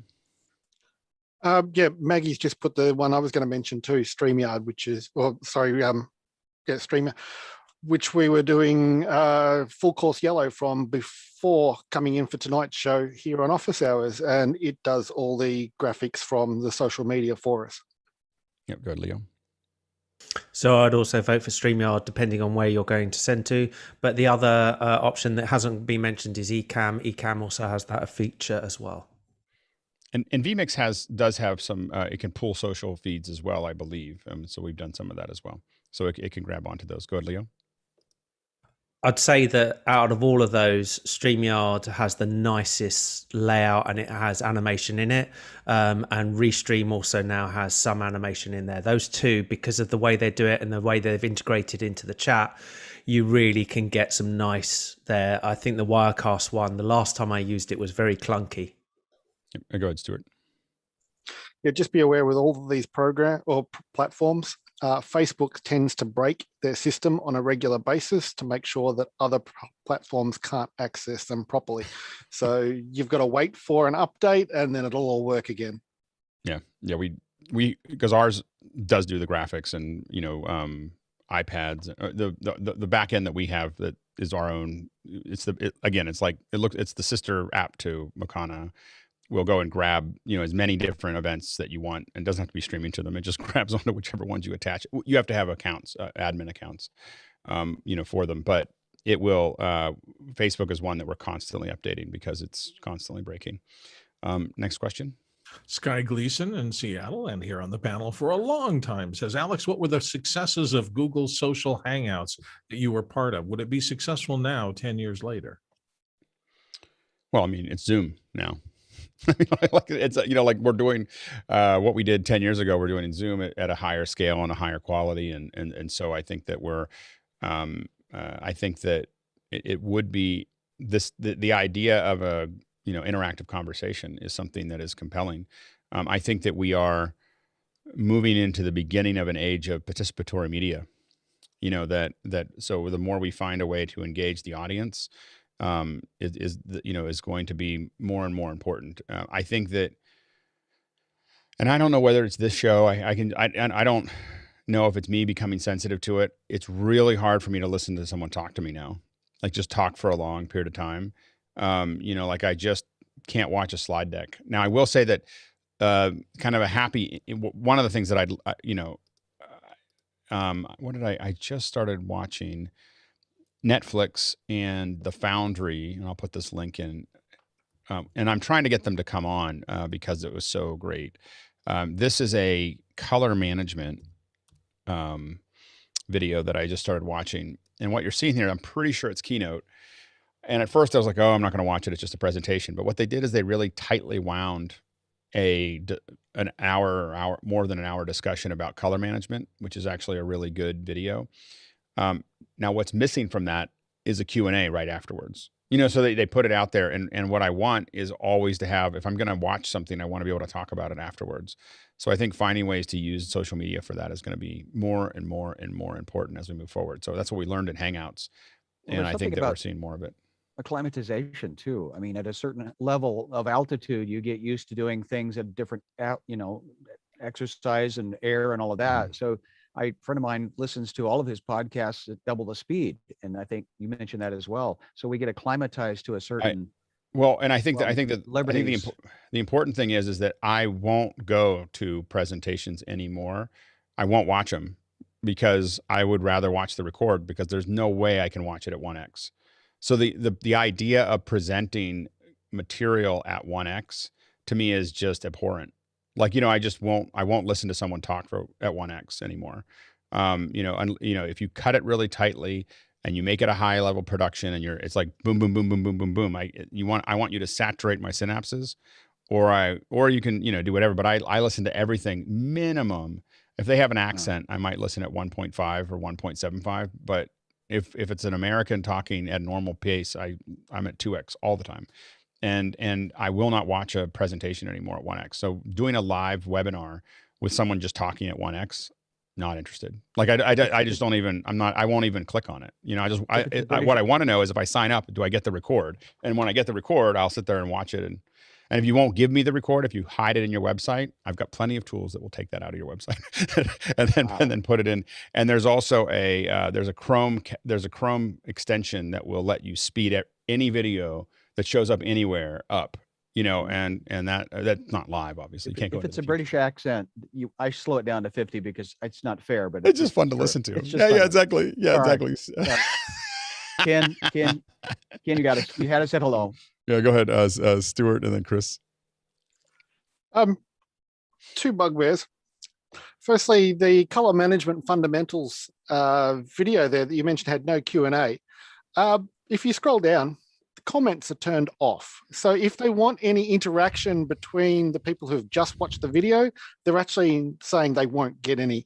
And a little annoying, everybody keeps saying 2x or 1x instead of 2 times or 1 times.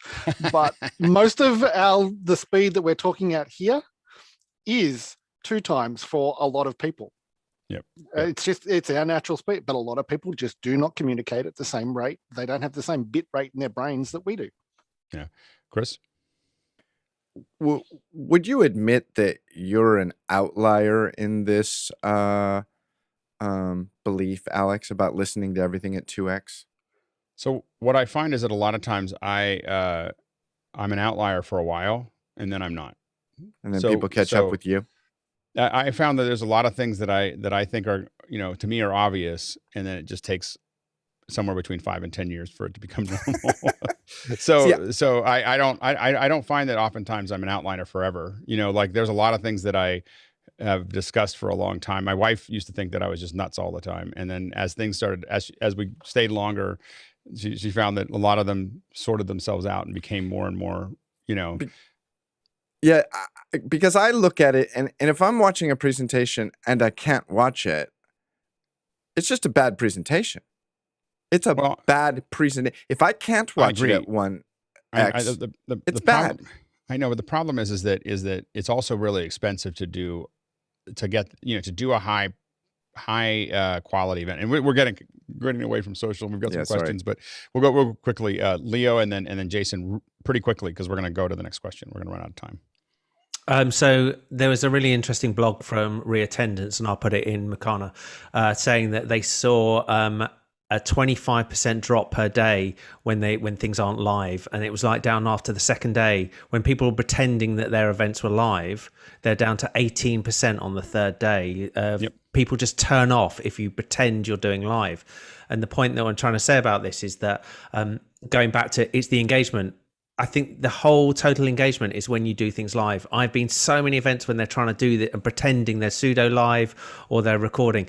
I don't have the time to ever buy, I may, buy it and watch it later. There's something else on by the time it comes around to watching it again. Yep, absolutely. Jason? Alex, in this case, and if you're an outlier, so am I. I listen very quickly. And for those who are wondering, Downy 4 is a great way, and also Sightsucker to be able to pull. Downy 4 is what I use most of the time. Go ahead, Guy. Yeah, here's a graph on the innovators, early adopters, early majority, late majority, and the laggards. You might want to show that one to your wife. She'll get it. You're in that 2.5% of the innovators. I would argue he's before those people. He's in the 0.05. Yeah. But there's a lot of things that, again, that I started designing. Well, that's a whole nother story. Next question. Laura Seal, our friend, hi Laura, from Greensboro, North Carolina, says, when you prioritize streaming to one platform, what tools do you use to draw in audiences who live on the other platforms and would otherwise miss your event? Go ahead, Maggie. I think this kind of goes back a little bit to the earlier conversation we were having. Like every social media platform has a different tone. That's why we go on all of them, right? LinkedIn and Instagram are two like totally different platforms. So once you decide which one fits for what you're trying to achieve, you can promote it on the others, but you need to promote it sensitive to the tone of that platform. So if the event is on Instagram because it's like totally perfect to the tone of Instagram, you might actually not benefit from promoting it on platforms where it's not the right tone, it's not the right type of engagement. So the problem with social media overall is a lot of these questions are broad, but know thy audience will kind of solve a lot of them, which makes it hard to answer kind of specifics. But again, when you do go to post on some of these platforms, think of it as engagement also. So ask them a question of what they want to learn, or teach them something that's relevant to that platform, and then let them know that it is on the other platform. And really, every post should be something that's interesting. That's not a promo only. Just promos is just devastating. Leo. So I super wouldn't try and attract people off a platform. It's not, in my view, your job to move people between platforms. If somebody's happy where they are, leave them where they are, put your message to them. If your message doesn't meet them where they are and isn't relevant to them there, then maybe you're not doing the right message. But I don't ever try and push people off another platform to another one, with one exception. And the one exception is I will say to people, if you're on something else, come to Zoom if you want to be involved in the conversation. But with that exception, everything else, I go to their platform where they're comfortable. It doesn't make sense to try and push people off. I think I just look at the main thing though, is that if I know that if I stream to Facebook, my average view time will be somewhere in the under a minute.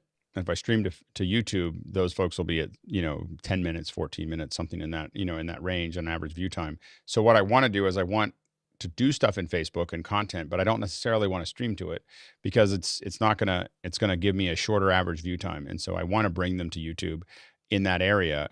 And again, this gets into building a community around your brand where they know where all these things are, because you do them all the time, not because you did it once. Go ahead, Rupert, and then Leo, and then we'll move on.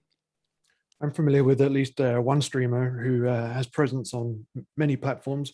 He'll use Facebook for a truly social part of his business, and then YouTube for relevant content, but then LinkedIn for the business side of running his business and the business side of his operations. Yeah, absolutely. Go ahead, Leo.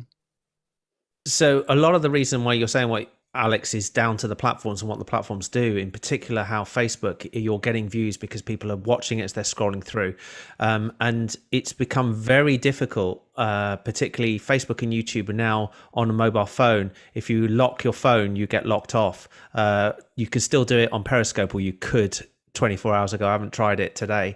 But that is a big problem, because a lot of people will actually want to listen to the audio and continue moving. And YouTube try and force you to their paid version to be able to continue doing that service. I find the interesting about LinkedIn Live is I feel like it's a trap, because I go into LinkedIn Live and I can't get out. I finally get out, but I think I have to tap. There's not, the interface is not like I can just pop out. It's like how do I do this? How do I get out of a live stream when I jump into a live stream in LinkedIn? So that's the other thing that I'm trying to figure out. I'm sure that there's a smart way to do it. I'm just not smart enough to figure it out. Next question. Henry Bramos of Yonkers, New York says, to create a Facebook event for your live stream or not to. I always worry that if folks don't RSVP, it'll look like no one is going to attend. Go ahead, Maggie. This goes back to know thy audience. I do not look at Facebook notifications anymore. I miss lots of events because of it. So in a lot of cases, people aren't actually going to look for those event notifications. Facebook's engagement is plummeting. And especially if you're looking at younger millennials and Gen Z, it's not really even worth trying to make a Facebook event. So just be thoughtful about who it's for. Who is a Facebook audience now? It's kind of curious. Because I know that I don't have any. Liberty might know. Yeah, go ahead, Liberty.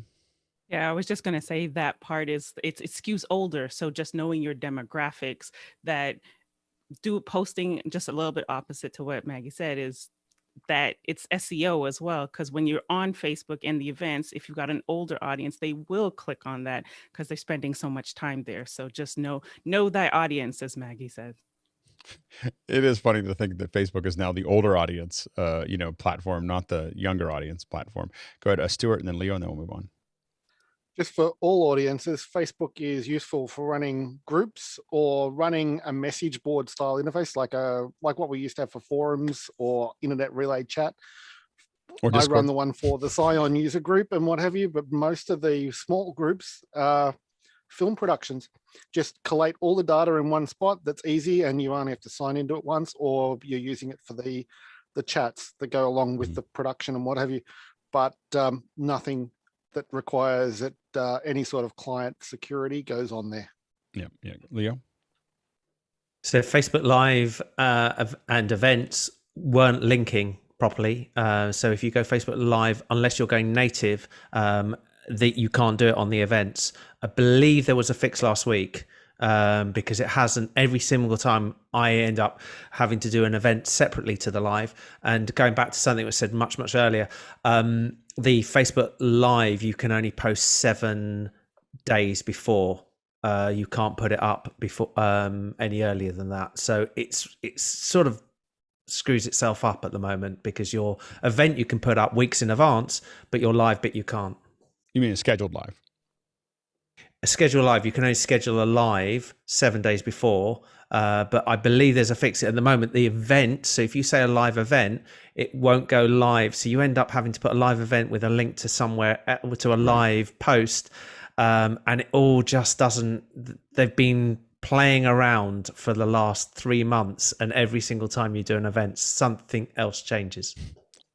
That's been our biggest challenge with Facebook, is that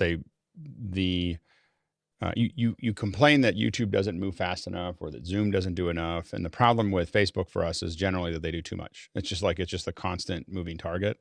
And while you feel like everyone else isn't innovating, and Facebook is innovating a lot, as someone who's trying to design an event, it's really challenging. I think this is a real big challenge for, like, when we were doing Hangouts. One of the things that we noticed that Thursday was when everything will change, like our whole interface would change. And so we'd recommend to all of our clients, Tuesday's a good day to do events, because we knew that the platform would be as stable as it's going to be on Tuesday, and then sometime on Wednesday or Thursday it was going to be unstable and different, and a whole bunch of new things would come out, and we wouldn't know what those were going to look like. And so also pay attention, especially when you're doing a lot of events. You can start paying attention. You'll figure out when they're doing code pushes just by watching what happens. Oh, there's a whole new button. Okay, write down what day that was, because it probably will be the same day every week. Liberty? And just super quick, since we're on Facebook, Facebook Watch is going to be discontinued as of February 16th. So anyone who has content there, you want to download your comments and everything around that, they're sunsetting that. So Facebook Watch is getting sunsetted? The watch party, sorry, not Facebook Watch. I said watch party. Thank you. Okay, watch party. I was like, wow, everybody.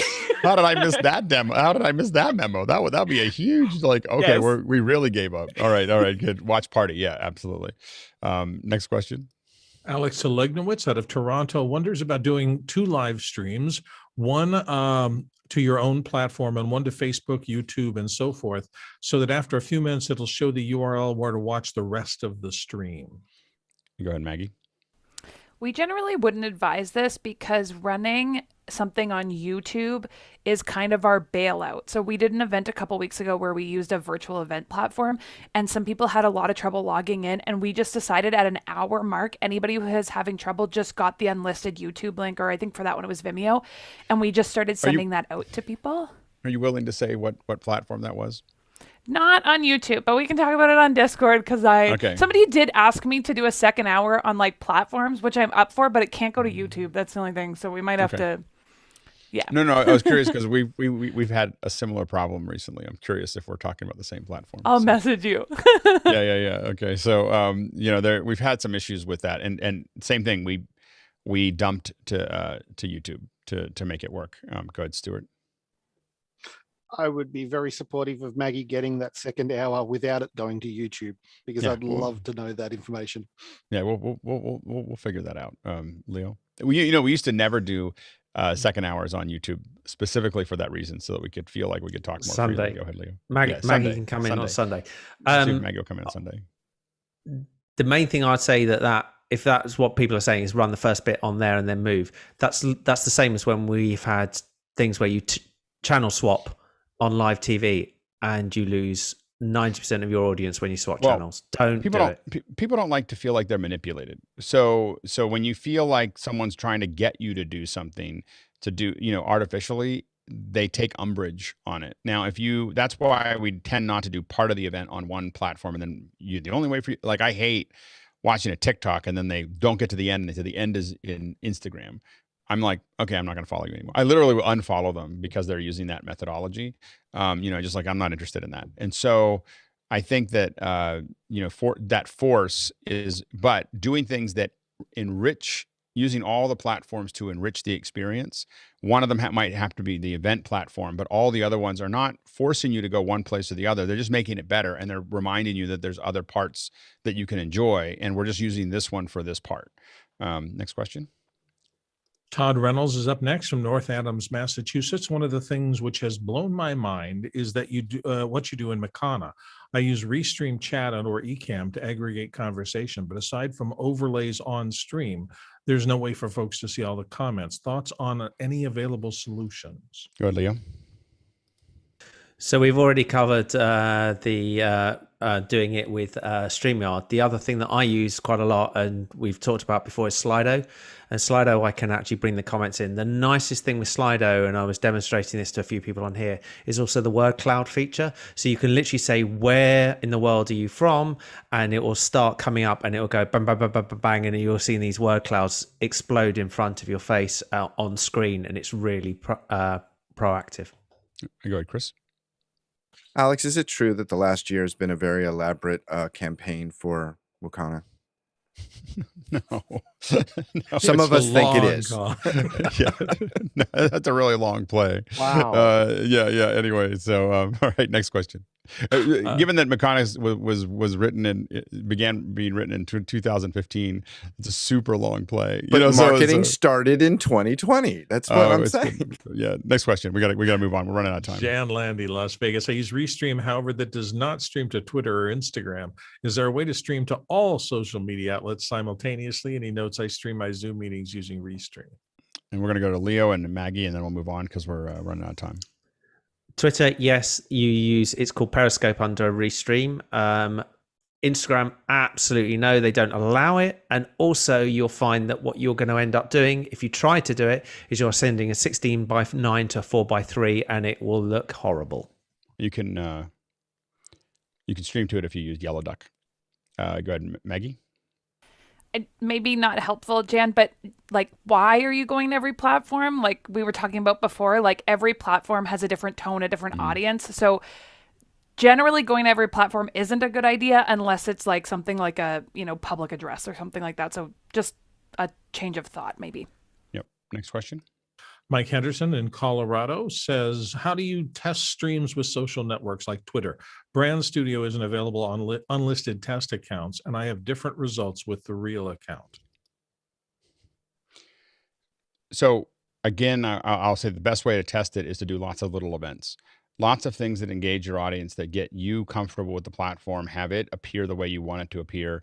And the biggest problem with it is this idea that I'm going to create one event a year, one event every couple months, and everything has to work on something I only use a couple times a year. It is a contributing factor to why I created this office hours, was because I could see myself doing a lot of Zooms, and I was like, I better get good at this. So so doing it every day means that we understand all the new things about this platform. We get good at it. And so figuring out ways to do more, smaller, less events that aren't as high risk is the best way to test it, and to build up a following all at the same time. Next question. James from Dublin, Ireland says, so if Facebook is such a disaster, what's the best way to promote your event? Facebook's still a great place to promote it, especially if you're willing to pay money. So, the advertising platform of Facebook is the most effective in the world. Like, that's why everyone's so upset. If you drop money into it, the ability to pinpoint your following is incredible. Like looking into the sun, incredible. So if you're willing to spend money on your event, but you better, if you're going to advertise to it, you better have somewhere for them to go inside of Facebook that is really a great experience, that's going to give them some kind of use and some kind of value in that area, so that then they get connected to it. Yeah, go ahead, Leo. So yes, you can argue it's a disaster on the newer generations of younger people, but it's still a very large platform. Also, as Stuart said earlier, creating groups on Facebook is super, super engaging. And if you then go live into those groups, which there are some issues, and we'll talk about another time about getting names and everything. If you go live into those groups, you get real engagement from people. And it is a really powerful platform in that respect. Go ahead, Sky, and then Maggie. Pretty quick. Yes, I just got a Yellow Pages dropped off at my front door, and I'm thinking, why would anybody still advertise in there? So I guess my question is, while Facebook is a moving target, is it relevant to your audience that you're trying to attract? So work backwards from the need. Who's your tribe? Yeah, go ahead, Maggie. The research proven best way, and because you said best way to promote your event, is to pick up the phone and call everyone individually, have the CEO of your organization call them. You did say best way, not the easiest way.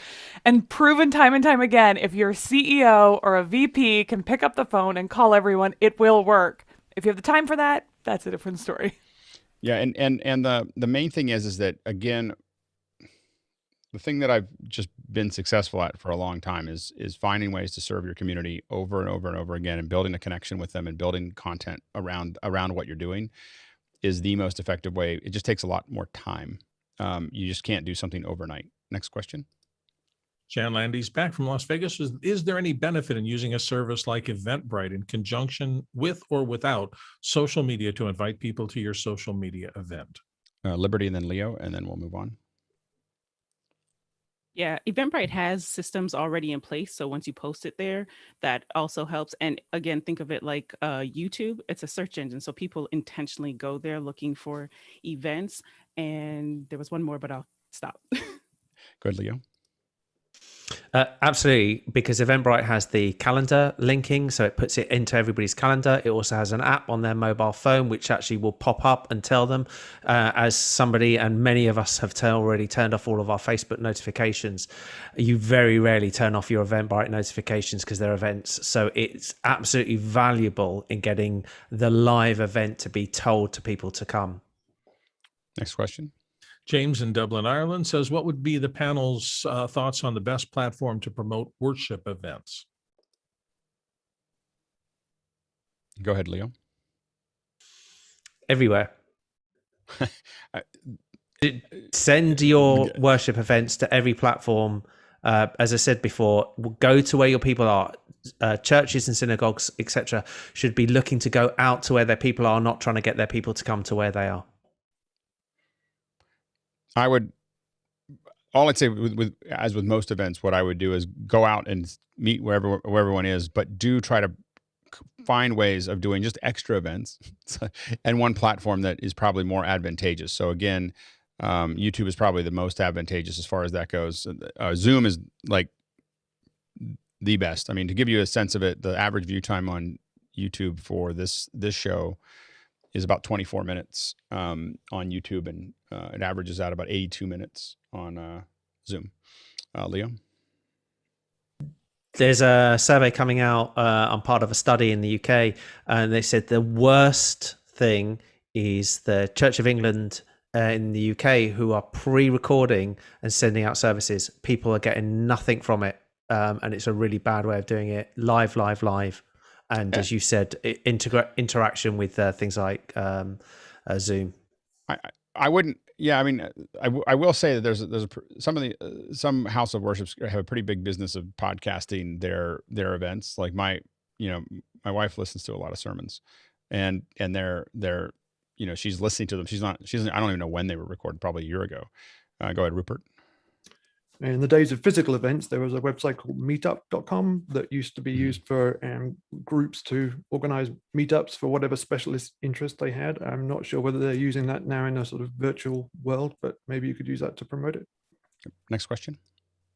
Ruben Marchena of Grand Rapids, Michigan. We use Restream as a backup video of our service and allow people who missed the program to watch it later. Our website is only set up for live views. Will this have a negative impact?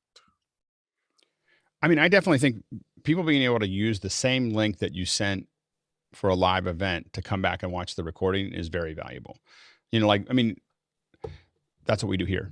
Is giving people, there's a half or more of our audience listens to this later. Well, 2/3 of our audience listens to this later. Jason. Yeah, it really shouldn't affect anything. Also, Restream has a Restream widget that will allow you, if you want to put that right below on your web page, the higher level accounts actually store things locally and allow you to replay. Mm-hmm. Yep. Next question.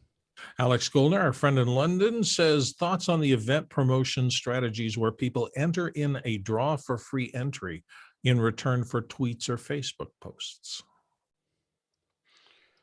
Go ahead, Maggie. I think what you're saying is like social media activity contest, and then people get free tickets. We run this all the time. It's like quasi successful. The way that we see it is like the amount of work that it is isn't that much work, so it's worth kind of trying. If you are looking at this type of stuff, though, we sometimes do ambassador programs. So we'll actually in advance offer the person free tickets, ask them their thoughts about the event, use them as kind of an advisor in that way. But then in return, ask them to invite their networks to post about it on social and all these things. So we've had a lot of success with that. This contest side works. It's kind of, fine to do. It's not a lot of work, but I wouldn't depend on it being your top way of promoting. I think that as a social, as a low level influencer on my end, I find that when people come to me to engage that, if you want me to tweet something out, it has to be really good, and to me, really good is 30% or more off. Like I will not tweet something at 10%. To me, that's just 30% is a real value, 25 maybe, but I won't tweet something out at 10% discount because it's just BS. We all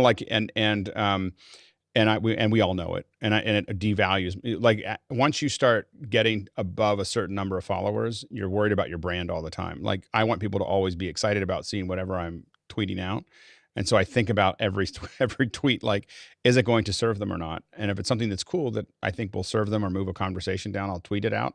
But I'm super careful about like just posting out spam, and so I'll like something. But getting me to tweet something out is something that I am pretty sensitive to, and people with a lot more following than me get really sensitive about it. And so I think that that's the thing. If you really want to give their following a big, and you're ready to take the hit of whatever that discount is, but 25 minimum, 30%, and then I'm always asking for 50%. Like I want a link for 50% off, for a virtual event, not for product. Because I know that it doesn't cost you anything to support more people in a virtual event. Bill, and then Leo. Maybe I'm jaded after so many years around this, but I see the words enter in a draw for free, and I think they're just contact harvesting. That's all they care. They don't. The thing is not going to be that worth anything. They just want my name so they can spam me. Yep. Yeah, Leo. So one way I've seen that this does work is during a live event, ask people on the social media to put in a hashtag that you'll enter them in the draw there on there. And the advantage that has is you are actually getting people to post on the social media post, which then means it will be re-seen on their own social media. So you're actually dragging people in, and they're not thinking that they're actually having to post any information about themselves. We do it a lot. We ask right at the beginning of any social media event, so tell us in the comments where you're joining us from, and that then goes to all of their followers to know that they're actually watching. And so that actually drives more people and more traffic in than necessarily doing something that is, as you say, trying to get them to do something that they don't want to think about. Yeah. There we go. It was good. At the beginning, we had one question. We started talking. You always notice that I'll get into a mode where we're like, if there's one question at the top of the hour, you're guaranteed that the panel's going to talk for about 20, 25 minutes. Cause it's just like, now I'm in a mode of, well, there's not a lot of pre-cache. So then I kind of switch modes, but we had lots of good questions and a great conversation. And we had some new folks here a little while ago, but I think some of them have dropped out. Liberty and Maggie, it's always good to see you guys here on Thursdays. Please come back as often as you'd like. We love having you. It's always a great input from you guys. And I think we had some new folks, but they have disappeared. They disappeared at 9, I guess. Anyway, so great to have all of you. Great questions from the audience. As always, the producers once again have come through for us in the attendee lounge. So thank you very much. And a reminder that we will put out a post for the cooking thing on Saturday if you want to play. We'll put that out tomorrow morning. And tomorrow is the big AWS conclusion. The big show. So we're looking forward to that, and we'll jump into the post show now. All right. Thanks, everybody.